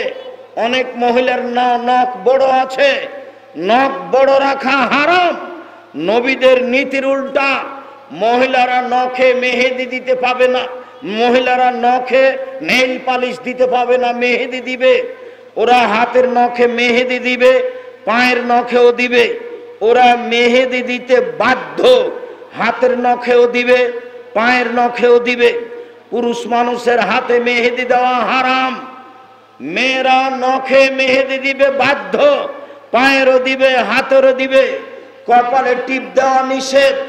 সম্মানিত দিনী ভাই বোন, হিন্দু মেয়েদেরকে 10টি পদ্ধতিতে বিবাহ করা হয়। তার একটি পদ্ধতি নাম রাক্ষসী বিবাহ। মেয়ের বাপ বিবাহ দিবে না, ছেলে জোর করে বিবাহ করতে চায়। যদি কপালে টিপ দিতে পারে তাহলে বিবাহ হয়ে গেছে। এই টিপ প্রথা এসেছে হিন্দুদের পক্ষ থেকে, কাজে মুসলিম মহিলা কপালে টিপ দিতে পাবে না, নখে নেইল পালিশ দিতে পাবে না। এই জন্য যে ইহুদি খ্রিস্টানদের পতিতালয়ের মেয়েদের বৈশিষ্ট্য নখে নেইল পালিশ দেওয়া, ইহুদি খ্রিস্টানদের পতিতালয়ের মেয়েদের বৈশিষ্ট্য নখে নেইল পালিশ দেওয়া, যার কারণে মুসলিম মহিলা নখে নেইল পালিশ দিতে পাবে না, মেহেদি দিতে হবে। আল্লাহর নবীকে একজন মহিলা একটা পত্র দিলেন, আল্লাহর নবী পত্রটা হাতে নিয়ে বললেন, আমি আদর রাজিলাম মেয়েরা, এই হাতটা মহিলার না পুরুষের? কেন? যদি মহিলার হয় তাহলে মেহেদি নাই কেন, হাতে কেন মেহেদি নেই? এই বলে তিনি তার হাতের নিন্দা করলেন। তার মানে মেহেদি হাতে দিতেই হবে। পুরুষের সুগন্ধি যা দেখতে পাওয়া যায় না, গন্ধ পাওয়া যায়। পুরুষের সুগন্ধি যা দেখতে পাওয়া যায় না, গন্ধ পাওয়া যায়। নারীদের সুগন্ধি যা দেখতে পাওয়া যায়, গন্ধ পাওয়া যায় না। নারীদের সুগন্ধি যা দেখতে পাওয়া যায়, গন্ধ পাওয়া যায় না। বিউটি পার্লারে যা কিছু আছে সব কিছু মহিলারা ব্যবহার করতে পারে, তবে বাড়িতে বিউটি পার্লারে গিয়ে ব্যবহার করতে পারে না। মহিলাদের বৈশিষ্ট্য নবীদের বৈশিষ্ট্য। রাসূল সাল্লাল্লাহু আলাইহি ওয়াসাল্লাম বলেন, মহিলারা দাঁত ছিলে সুন্দর করতে পাবে না, মহিলারা ভুরু তুলে চিকন করতে পাবে না, চিরদিনের জন্য হারাম। মহিলারা বেসিয়ার ব্যবহার করে কম বয়স, নিজেকে কম বয়সের প্রমাণ করতে পাবে না। উঁচু স্যান্ডেল পরে নিজেকে লম্বা প্রকাশ করতে পাবে না। এইগুলো সব প্রতারণা। রাসূল সাল্লাল্লাহু আলাইহি ওয়াসাল্লাম কঠোরভাবে নিষেধ করেছেন। নবীগণের বৈশিষ্ট্য বগলের লোম উঠিয়ে ফেলা। পুরুষ নারী একই হুকুম, ছাই দিয়ে হোক, যেভাবে সম্ভব পুরুষ নারীকে বগলের লোম উঠিয়ে ফেলতে হবে। নবীগণের বৈশিষ্ট্য হালাকুল আনাতে নিচের লোম পরিষ্কার করতে হবে, যেভাবে সম্ভব, যেভাবে সহজ, যা দিয়ে সহজ, যা দিয়ে সম্ভব। ঊর্ধ্বে টাইম 40 দিন, 40 দিন পার হলে গুনাহগার হবে। পেশাব পায়খানার পরে পানি দিয়ে পবিত্রতা অর্জন করতে হবে। আগে ঢেল টিস্যু পেপার পরে পানি, এটা না জায়েজ। আগে ঢেল টিস্যু পেপার পরে পানি, এটা জায়েজ নয়। পেশাব পায়খানার পরে পানি দিয়ে পবিত্রতা অর্জন করতে হবে, এ কথাই ঠিক। 40 কদম হাঁটা নোংরামি, পায়ের উপরে পা উঠানো বেহায়াই, খক খক করে কাশা লজ্জা শরম না থাকার প্রমাণ। কি আপনি আমাকে বুঝাতে চান? আপনি যে ঢেল নিয়ে, কুলুক নিয়ে 40 কদম হাঁটছেন, আপনি পবিত্রতা অর্জন করে জান্নাত কিনতে চান। আপনার স্ত্রীর জান্নাত লাগবে না? ওকে একটু ঢেল নিয়ে 40 কদম হাঁটতে বলেন না, তাহলে বোঝা যাবে কেমন পবিত্রতা। ও যদি 40 কদম হাঁটে ঢেল নিয়ে, তাহলে পুরুষকে কেমন কেমন লাগবে। তো পুরুষও যদি ঢেল নিয়ে 40 কদম হাঁটে, মহিলা যদি দেখে, তাহলে তাকেও কেমন কেমন লাগবে। অতএব এই নীতি কখনো ইসলামের হতে পারে না। পানি দিয়ে পবিত্রতা অর্জন করতে হবে। পানি না থাকলে ঢেল টিস্যু পেপার দিয়ে পবিত্রতা অর্জন করতে হবে। এটাই চূড়ান্ত সুন্নাত। জাতির যদি রাস্তাঘাট করে দিতে না পারি, জাতির যদি স্কুল কলেজ করে দিতে না পারি, জাতিকে চূড়ান্ত সঠিক ধর্ম দিতে পারবো ইনশাআল্লাহ। ধর্মের ব্যাপারে জাতিকে ফাঁকি দিয়ে পরকাল হারাতে রাজি নই। এরকম পদক্ষেপ কোনোদিন নিইনি, এরকম পরিকল্পনা কোনোদিন করিনি, ভবিষ্যতেও করবে এমনটা নয়। অতএব দিনী ভাই বোন, যা বলছি তার উপরে দৃঢ় আস্থা রাখবেন। তবে আমি মানুষ, কোনো জায়গাতে ভুল ত্রুটি থাকতেই পারে। যদি ভুল হয়ে যায় তা আমি ছেড়ে দিতে বাধ্য থাকব।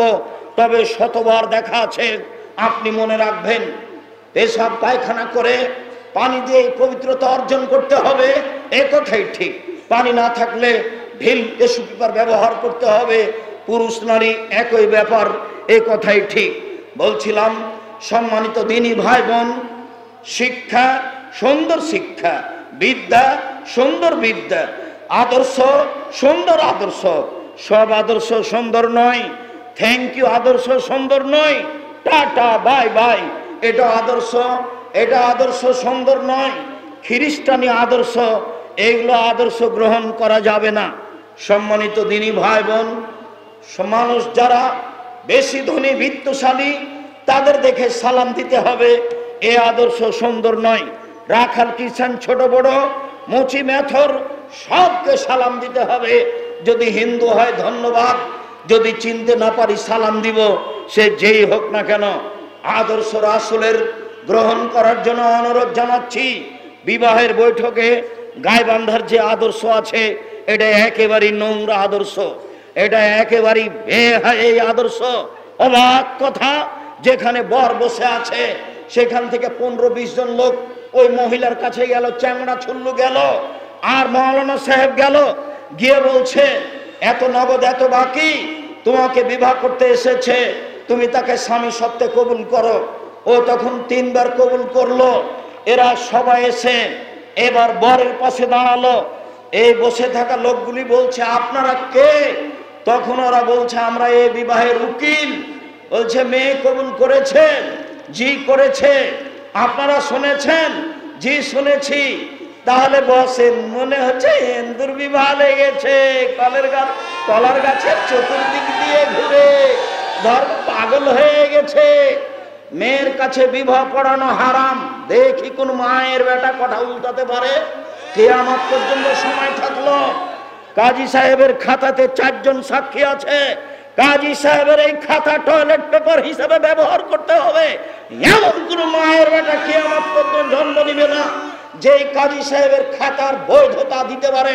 এই ছেলে, জেনা প্রমাণ করতে হয় কয়জন সাক্ষী দিয়ে? 4 জন সাক্ষী দিয়ে। কাজীর খাতায় 4 জন সাক্ষী আছে। তাহলে কি কাজী সাহেব এটা জেনা প্রমাণ করছেন নাকি? জি না, 2 জনই সাক্ষী হতে হবে, এটাই চূড়ান্ত। মহিলার পক্ষ থেকে নয়, পুরুষের পক্ষ থেকে নয়। একটা বিবাহ বৈধ হতে হবে, যার জন্য 2 জন সাক্ষী লাগবে। আল্লাহর নবী বলেন লা নিকাহা ইল্লা বিওয়ালিন, বাপ ছাড়া বিবাহ চলে না, অভিভাবক ছাড়া বিবাহ চলে না। লা নিকাহা ইল্লা বিশাহিদাইনি, 2 জনের সাক্ষী ছাড়া বিবাহ চলে না, এটাই চূড়ান্ত। আর এই যুবতীরা তাকে হলুদ মাখাবে, চিল্লাচিল্লি করবে, এইসব নোংরা আদর্শ ত্যাগ করতে হবে। রাসূলের পদ্ধতিতে ফিরে আসতে হবে। বর কেবলামুখী হয়ে মুখে রুমাল দিয়ে চুপচাপ বসে থাকবে, এমনটা হতে পারে না। আমি যখন বিবাহের বৈঠকে কথা বললাম, আমার মামা শ্বশুর 16 গাড়ি বাড়ি গেছিলেন, একবারে লাফ দিয়ে উঠে গেলে নিয়ে এতে থেকে বিবাহের মঞ্চ থেকে, বিবাহ দিব না, বিবাহ উঠিয়ে দাও। আমার শ্বশুর বাড়িতে ঢুকে খুব লাফালাফি করতে লাগলেন। আমার শাশুড়ি সবাকে বললেন চুপ থাকো, সব যে যা বলছে বলতে দাও। আমার ভাই চিল্লাচিল্লি করে চলে যাবে, তোমরা কেউ কিছু বলো না। আমার মামা শ্বশুর খুব লাফালাফি করলো। যেই বর বিবাহের বৈঠকে বসে কথা বলে, এখানে বিবাহ দিব না, বর কথা বলতে পারবে না। আরে মোহর দিব আমি, আর কথা বলবে আমার বাপ, এ আবার কোন কথা? ধর্ম পাগল হয়নি, কথা আমাকেই বলতে হবে। আমি বর হিসেবে বসেছি, আপনার ছেলেকে কথা বলতে হবে। 10 টাকা মোহর করবে না 20 টাকা মোহর করবে, সে তার বাপের সাথে পরামর্শ করতে পারে, সেটা ভিন্ন কথা। বিবাহের সাথে যত নিয়ম আছে সবই নোংরা আদর্শ। স্কুল কলেজে যত নীতি আছে সবই নোংরা আদর্শ। এগুলো রাসূল সাল্লাল্লাহু আলাইহি সাল্লামের আদর্শ নয়, এগুলো হতে পারে না। এগুলো ত্যাগ করতে হবে জরুরিভাবে। গাড়িটা রাস্তার ডান দিকে যাবে, এটা রাসূলের আদর্শ। যাচ্ছে বাম দিকে, এইটা রাসূলের আদর্শ নয়। কত যে রাসূলের আদর্শ উল্টে আছে, কথায় কথায়, মিনিটে মিনিটে, রাস্তাঘাটে, যেখানে সেখানে পাবেন। যারা সরকারি লোক, চেয়ারম্যান মেম্বার এমপি পদে দাঁড়িয়েছে, প্রথমেই বলছে যে বিসমিল্লাহির রহমানির রহিম, আউযু বিল্লাহি মিনাশ শাইতানির রাজিম। আরে আগে দিতে হবে সালাম, এটাই আদর্শ।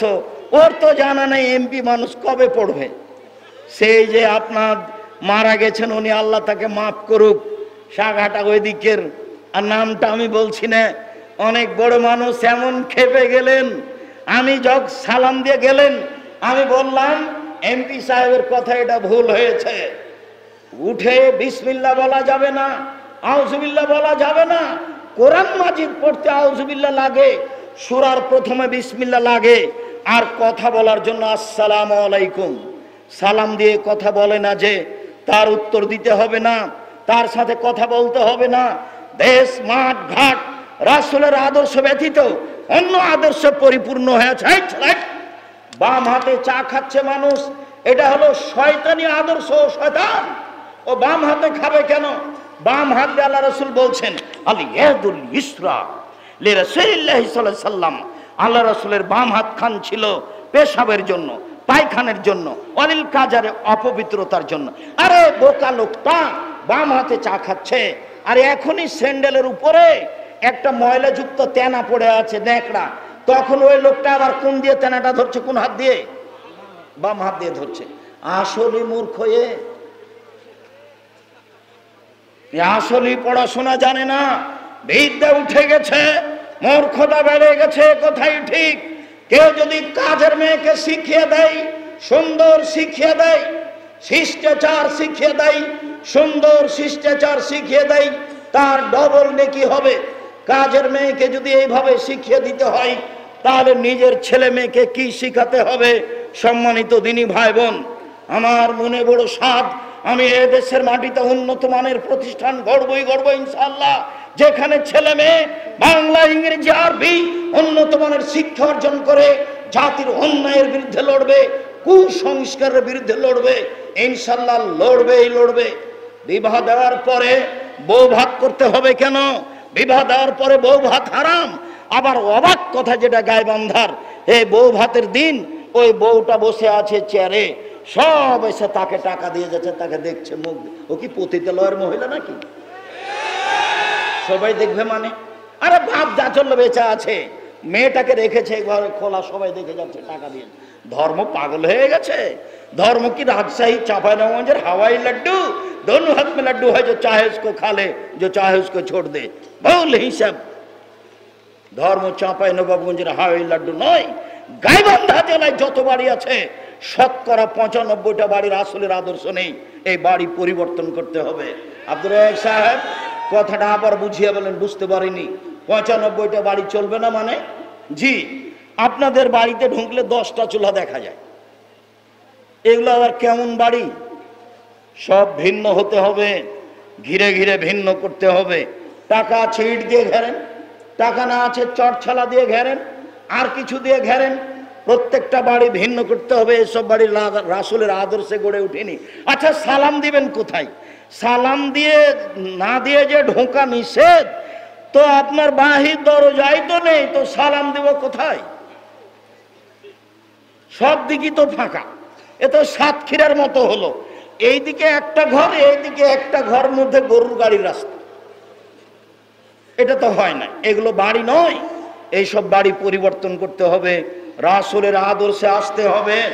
সম্মানিত দিনী ভাই বোন, রাসূল সাল্লাল্লাহু আলাইহি সাল্লাম বলেন, আরাজুল সাইয়্যিদ ফি আহলিহি, বাড়ির মালিক এই বাড়িতে কর্তা। ওয়াল মারাতু সাইয়্যিদা ফি বাইতি যাওজিহা, যে স্ত্রী সে হলো কর্ত্রী। নিজের কাজ করে যে তাকে বলে কর্মী, অপরের কাজ দেখে যে তাকে বলে কর্তা। নিজের কাজ করে যে তাকে বলে কর্মী, অপরের কাজ দেখে যে তাকে বলে কর্তা। আপনি 5 ওয়াক্ত সালাত আদায় করলেন,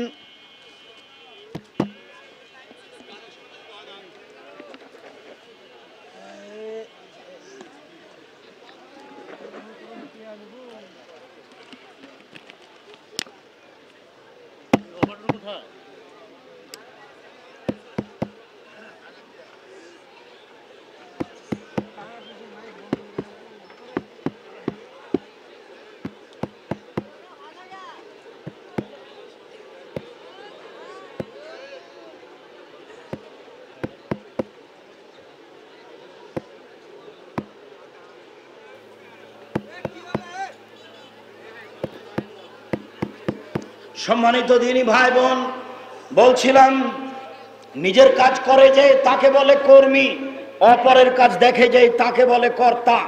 আপনি আপনার ছেলে মেয়েকে দেখবেন আপনি কর্তা, আপনার স্ত্রী আপনার ছেলে মেয়েকে দেখবে কর্ত্রী। দুইজন ছাড়া পরিবার সুন্দর চলবে না। চলেন দেখি, এই ছেলে আমার দিকে চেয়ে থাকো, কারো গায়ে হাত দিবা না, এক খেলে চেয়ে থাকো। অতীব গুরুত্বপূর্ণ কথা এবার এসেছে, আলোচনার শেষের দিকে চলে এসেছি। তুমি বিরক্তি বোধ হয়ে আমাকে কিছু দেখাতে চেও না। শোনো, তোমার মায়ের দায়িত্ব, আসলেই কি এটা তোমার মা না এটা তোমার খালা, তা আমি প্রমাণ করে দেখাই। এইদিকে দেখো, জাবের রাদিয়াল্লাহু তাআলা আনহু বলেন, একদা আমরা যুদ্ধ করে বাহির থেকে আসছিলাম, মদিনায় ঢুকবো। আল্লাহর নবী বললেন, থামো থামো থামো থামো, এখানেই থাকো, আমরা সকালে বাড়িতে যাব, রাতে এখানে থাকবো। আমি জাবের বললাম, আল্লাহর নবী, আমি নতুন বিবাহ করেছি, আমাকে বাড়ি যেতে অনুমতি দেন। আল্লাহর নবী বললেন, তুমি নতুন বিবাহ করেছো? বিক্রানাম সাইয়েবা, তুমি কুমারী মেয়ে বিবাহ করেছো না তালাক প্রাপ্তা মেয়ে বিবাহ করেছো? আমি বললাম সাইয়েবা। আল্লাহর নবী, আমি তালাক প্রাপ্তা মেয়ে বিবাহ করেছি। আগে তার বিবাহ হয়েছিল, তার স্বামী তাকে তালাক দিয়েছে, আমি সেই মহিলাকে বিবাহ করেছি। আল্লাহর নবী বললেন, হাল্লা বিক্রম তুলায় বোকা, তুমি কুমারী মেয়ে কেন বিবাহ করলে না? তুমি তার সাথে খেলতে, ও তোমার সাথে খেলতো। তুমি কুমারী মেয়ে কেন বিবাহ করলে না?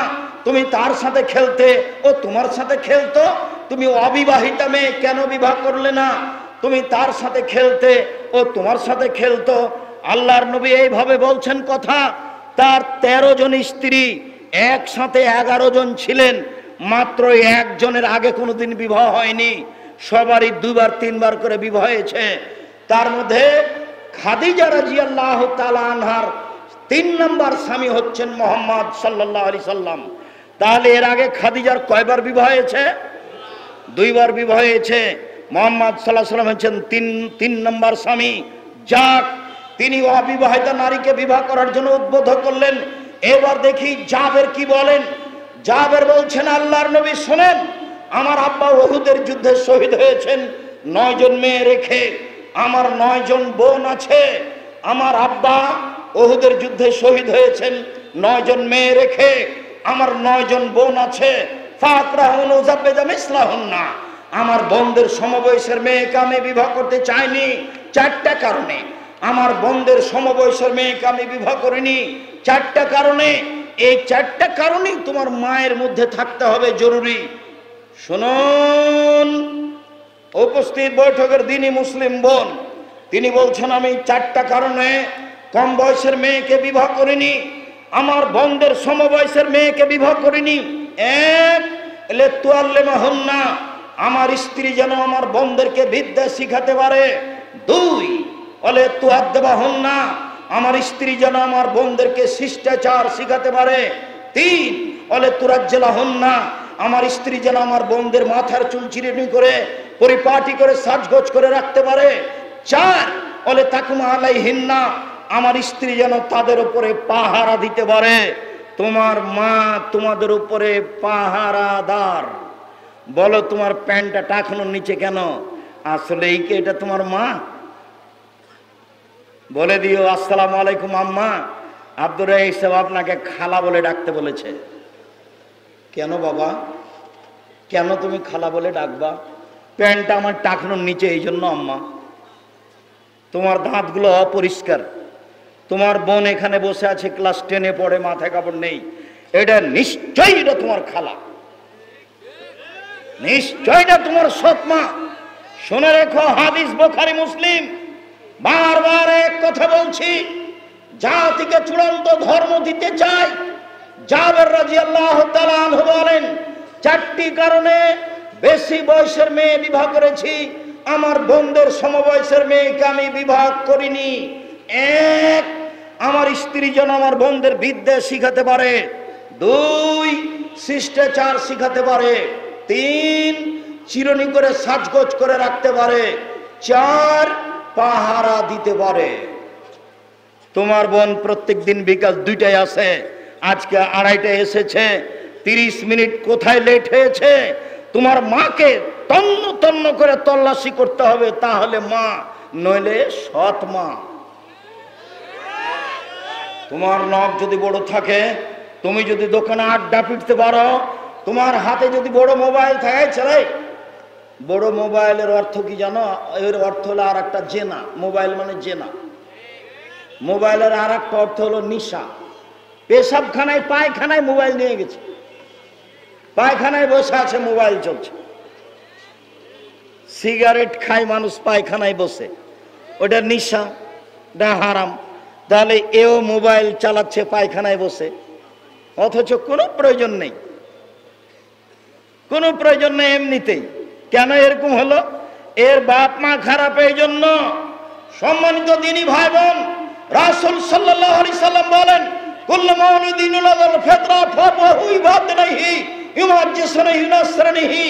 প্রত্যেক ছেলে মেয়ে ইসলামী ধারণ ক্ষমতা নিয়ে জন্মগ্রহণ করে। প্রত্যেক ছেলে দাড়ি ছাড়তে পারবে, ছাড়লো না কেন?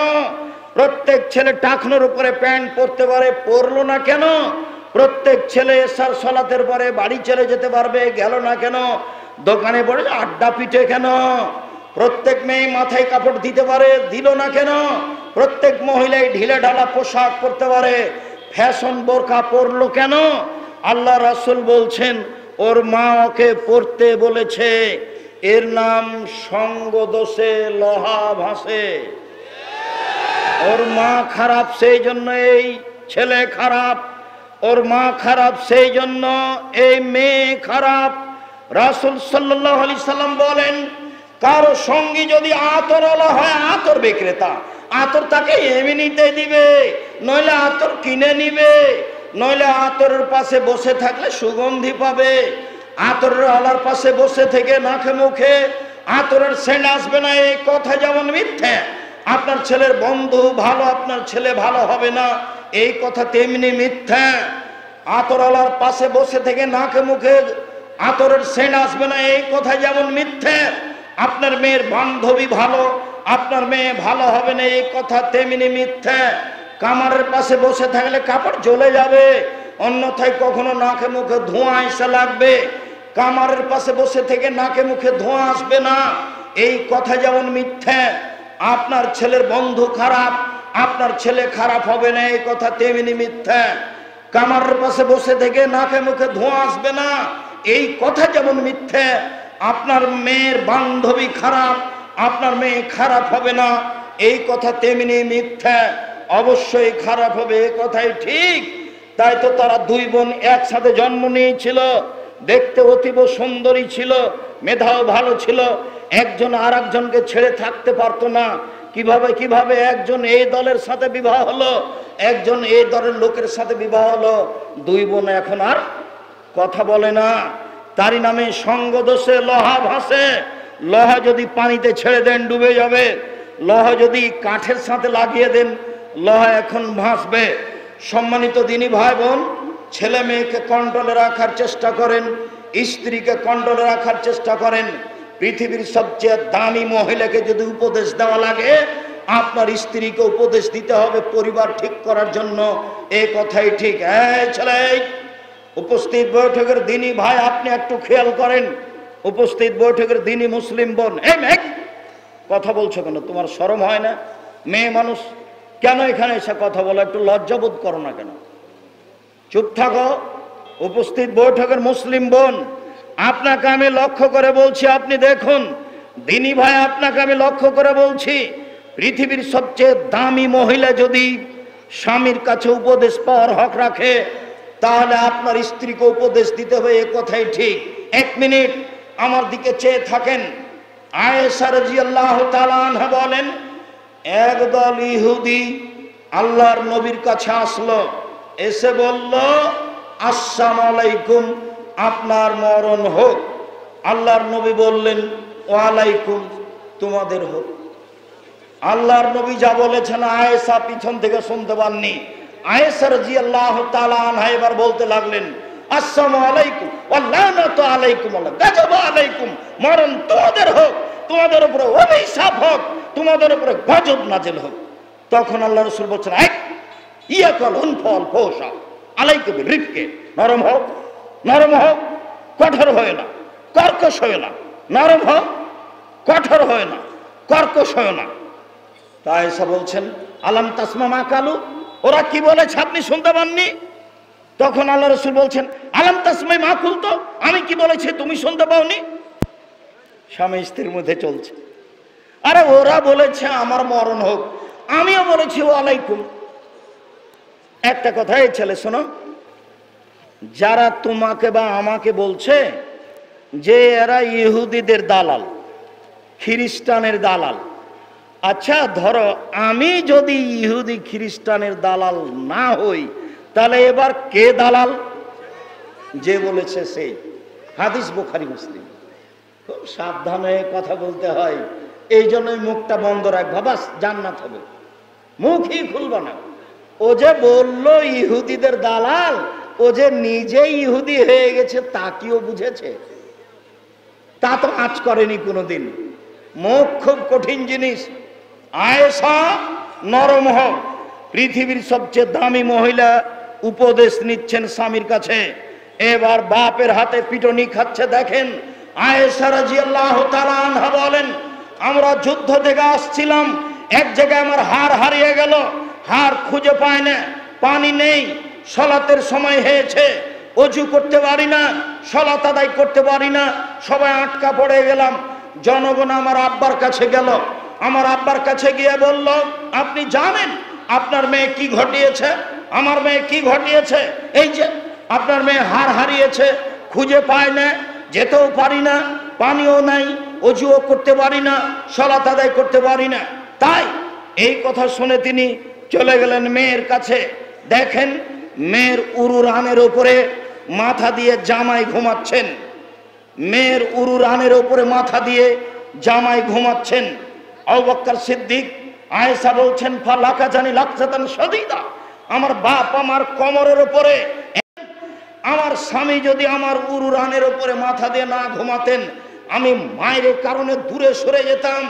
এত জোরে মারলেন, আমি সত্যভাবে অটল থাকার চেষ্টা করেছি যাতে করে আমার স্বামীর ঘুম না ভাঙে। সম্মানিত দিনী ভাই বোন, সবচেয়ে বড় মানুষে মারলেন আবু বকর সিদ্দিক রাদিয়াল্লাহু তাআলা আনহু মারলেন। আদম থেকে নিয়ে কিয়ামত পর্যন্ত যত মানুষ এসেছে, যত মানুষ আছে, যত মানুষ আসবে, নবী রাসূল ব্যতীত সবচেয়ে দামি মানুষ হলেন আবু বকর সিদ্দিক রাদিয়াল্লাহু তাআলা আনহু। আদম থেকে নিয়ে কিয়ামত পর্যন্ত যত মানুষ এসেছে, যত মানুষ আছে, যত মানুষ আসবে, সবার চেয়ে দামি মানুষ আবু বকর সিদ্দিক রাদিয়াল্লাহু তাআলা আনহু। নবী রাসূল ব্যতীত সবচেয়ে বড় মানুষে মারলেন, সবচেয়ে বড় মানুষের সামনে মারলেন, যিনি উরুরানের উপরে মাথা দিয়ে ঘুমাচ্ছেন, তিনি হচ্ছেন মুহাম্মদ সাল্লাল্লাহু আলাইহি সাল্লাম। যাকে মারলেন উনি হচ্ছেন পৃথিবীতে সবচেয়ে দামি মহিলা আয়েশা রাদিয়াল্লাহু তাআলা আনহা। সবচেয়ে বড় মানুষে মারলেন, সবচেয়ে বড় মানুষের সামনে মারলেন, সবচেয়ে বড় মহিলাকে মারলেন, দিন দুপুরে মারলেন, খোলা মাঠে মারলেন, প্রায় 1400 মানুষের সামনে মারলেন। এত বড় মানুষে, এত বড় বাপ পেয়ে, এত বড় মানুষের সামনে এত বড় মেয়েকে মেরে দিলেন। আপনার মেয়েটা ক্লাস 10-এ পড়ে, আপনি তাকে ধমক দিতে পারেন না, আপনি আবার বাপ, আপনার মতো কাপুরুষ বাপ, আপনার মতো ঘৃণিত বাপ মাটির নিচে থাকা ভালো, উপরে থাকার প্রয়োজন নেই। আপনার মেয়ে এতিম হিসেবে বসবাস করুক, অনেক ভালো হবে। আপনার মতো কাপুরুষ চাচা হিসাবে, সৎবাপ হিসাবে বেঁচে থাকার কোনো প্রয়োজন নেই। পৃথিবীর সবচেয়ে বড় মানুষও যদি মারতে পারেন, জামাইয়ের সামনে মারলেন, পূর্ণ যুবতী মেয়েকে মারলেন, বিবাহদারী মেয়েকে মারলেন, দিন দুপুরে মারলেন, জামাইয়ের সামনে মারলেন, বিবাহদারী মেয়েকে মারলেন, পূর্ণ যুবতী মেয়েকে মারলেন। এত বড় বাপে এত বড় বেটিকে এত বড় জামাইয়ের সামনে মেরে দিলেন, ভুল কিছুই না। কোথায় একটা হার হারিয়ে গেছে সেই জন্য মেরে দিলেন, বুখারী মুসলিম। আর আপনার মেয়ে এইভাবে ঘুরে আপনি কিছু বলতে পারেন না। সম্মানিত দিনী ভাই বোন, আদর্শ পরিবারের আলোচনা সংক্ষিপ্ত করে শেষের দিকে চলে আসলাম। সম্মানিত দিনী ভাই বোন, আমি আপনাদের আজকের আলোচনার শেষে এসে জরুরি বিনীত অনুরোধ, আজকের আলোচনা মেনে পরিবার সুন্দর করার প্রাণপণে চেষ্টা করুন। এই ছেলে থামো, দোয়া পড়ি। আর সবাই এমনি যাবেন কেন? আর দায় আল্লাহর মসজিদ ভিত্তিক যে কার্যক্রম, তার বই আছে, আদর্শ শিক্ষা, আব্দুল্লাহরই লেখা। আপনার প্রিয় ভাই, প্রিয় সন্তান, আদর্শ শিক্ষা আব্দুল্লাহরই লেখা। ও সারা দেশ জুড়ে মক্তব চালু করবে, আগে সিলেবাস রেডি করেছে। উসমানী কায়দা, ভিন্ন ধরনের কায়দা আগে রেডি করেছে। আর আমি সাধারণ খাকসার মানুষ, আমি তোমাদের সুপরিচিত সুপ্রিয় আব্দুল্লাহর মতো না হলেও, তোমার ছেলে মেয়ের মতো না হতে পারলেও, আমি সাধারণ মানুষ আব্দুর রাজ্জাক বিন ইউসুফ, আমি ভাঙাচোরা কিছু লিখে থাকি। আজকের আলোচনা উপদেশ বইয়ে আছে, এই বইয়ের নাম উপদেশ। আরও যত বই আছে, বিশেষভাবে জামিয়া সালাফের আলিতে সম্পত্রিকা, মাসিক আলিতে সম্পত্রিকা, আব্দুল্লাহর আদর্শ শিক্ষা, উসমানী কায়দা অল্প দামে পাওয়া যাবে। তারপরে মাসিক আলিতে সম্পত্রিকা অল্প দামে পাওয়া যাবে। আর এজেন্ট হিসাবে থাকে এই ছেলেটা, কই ছেলেটা? বাংলাদেশে সবচেয়ে যেটা বেশি আলিতে পত্রিকার এজেন্ট গ্রাহক, সেটা হলো এটা আপনাদের বাড়ির। তোমার বাড়ি সালমারা, তোমার একটু পরিচয়টা দাও তো। ছেলে ছোট হলে কি হবে, আমার কাছে খুব প্রিয়। আমার নাম মোহাম্মদ জিয়াউল হক, আমার বাসা শাকাদি বালুয়া। ও সবচেয়ে বেশি পত্রিকা নেই, সারা দেশ জুড়ে যত লোক নেই তার মধ্যে সবচেয়ে বেশি আছে। ও অসুস্থ, প্রতি মাসে মাসে ওর গায়ে রক্ত দিতে হয়, যার কারণে খাটো, এমনি বয়স বেশি আছে। তো আমার দিনী ভাই বোন, আজকের আলোচনা পারিবারিকভাবে যথাযথভাবে মূল্যায়ন করার চেষ্টা করেন। আমি আপনার কাছের মানুষ, সে কথাই ঠিক। আর সবাই আপনাদের নিজের ছেলের, নিজের ভাইয়ের আপনার মক্তবের সিলেবাস নিয়ে যাবেন, আদর্শ শিক্ষা, ইসলামী কায়দা, আর যত বই পুস্তক আছে, কে বড় ক্ষতিগ্রস্ত, কে বড় লাভবান, আদর্শ পরিবার, আদর্শ নারী, সাথে সাথে আপনার ওই দুয়ার বই, 24টা জায়গাতে হাত তুলে দুয়ার কথা আছে। এই ওই বোনা যেখানে আব্দুর রবকে মেরেছিল, ওই জায়গাটার নাম কি? বুনাতলা। বুনাতলা স্কুল মাঠে আব্দুর রব সাহেবের উপরে আক্রমণ আমার মনে আছে, সেদিনে আমিও ছিলাম। হাত তুলে দোয়ার বিষয় নিয়ে তখনই বইটা বের করেছিলাম, হাত তুলে দোয়া। আইনে রাসূল সাল্লাল্লাহু আলাইহি ওয়াসাল্লাম দোয়া অধ্যায় 24টা স্থানে হাত তুলে দোয়ার কথা আছে, 35টা হাত তুলে দোয়া করার হাদিস আছে। সালাতের পরে জামাতবদ্ধভাবে হাত তুলে দোয়া করা বিদআত বলা আছে। সভা সমিতির পরে আরও বিভিন্ন যেসব জায়গা দলবদ্ধভাবে আছে, পানি চাওয়া ব্যতীত সব জায়গায় দলবদ্ধ শরীয়ত সম্মত নয়। ব্যক্তিগতভাবে হাত তুলে দোয়া করার অনেক হাদিস স্থান উল্লেখ করে বিস্তারিতভাবে পেশ করা আছে। দোয়া আইনে রাসূল সাল্লাল্লাহু আলাইহি ওয়াসাল্লাম দোয়া অধ্যায়, বইগুলি সবাই নিয়ে যাবেন। বিশেষভাবে আমি আব্দুল্লাহর পক্ষ থেকে আপনাদেরকে সালাম দিচ্ছি, আসসালামু আলাইকুম। এই সালামটা আপনাদের খুব কাছের সুসন্তান আব্দুল্লাহ। আমিও চাই আপনারা যেটা চান, আল্লাহ তুমি ওদের কবুল করো, ওদেরকে দিনের খাদেম হিসাবে, বড় খাদেম হিসাবে কবুল করো। তার বড় সাধ, তার বড় পরিকল্পনা, সারা দেশ জুড়ে মক্তব চালু করবে। ইতিমধ্যেই 300-র অধিক মক্তব চালু করেছে। 1 বছরের মধ্যেই ইনশাআল্লাহ 5 থেকে 7 বছরের মধ্যে বা 3 থেকে 5 বছরের মধ্যে সারা দেশ জুড়ে মক্তব চালু করবে ইনশাআল্লাহ। সম্মানিত দিনী ভাই বোন, তার বইগুলিকে নিজের সন্তান মনে করে, দিন প্রচার মনে করে, আল্লাহকে সন্তুষ্ট করার আশায় সব বইগুলি সংগ্রহ করবেন। এটা একটা দাওয়াতি বড় কাজ। কিছু জিজ্ঞাসা, নিজ প্রতিভা ফেসবুক পেজ থেকে আমি গোলাম রব্বানী, কি সুদ খাওয়াও নেওয়া হারাম, তাহলে লোন ব্যবসা করা কি হালাল? জি না, হালাল নয়।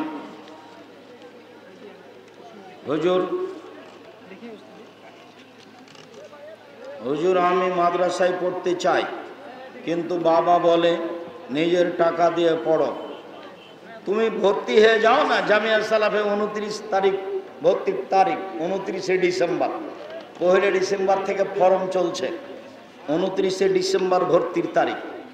সাঘাটার একটা ছোট্ট ছেলে, এই কোচা শহরের একটা ছোট্ট ছেলে জামিয়া সালাফিয়া রূপগঞ্জ নারায়ণগঞ্জে পড়ে।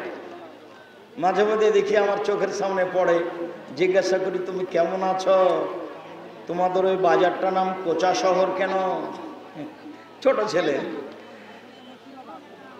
শেখ 1999 সালে বিবাহ করেছিলাম, 20,000 টাকা যৌতুক নিয়েছিলাম, এখন শোধ করতে চাই, করে দাও।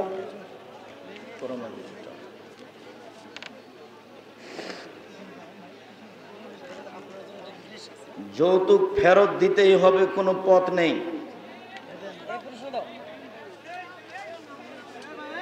ফরজ সালাতের পর পঠিতব্য দোয়া পাঠের একা একা হাত তুলে দোয়া করা যাবে? যাবে। এই ছেলেরা, স্টেজে যেন কোনো মানুষ না উঠে। যারা আপনারা স্টেজে বসে আছেন, স্টেজটা আমাদের কয়েকটা ছেলে ছাড়া খালি করতে হবে, আর কেউ স্টেজে আসতে পাবে না। আপনাদের ভালোবাসা আমি গ্রহণ করি, জাযাকুমুল্লাহ খায়ের। আমার সাথে ভিড় করে ভালোবাসা দেখালে কে ভাই আর কে বন্ধু ভালো বুঝতে পারবে না। তো আমি সিলেটের দুর্ঘটনা বুঝতেই পারিনি, আমি তো কাউকে দেখতে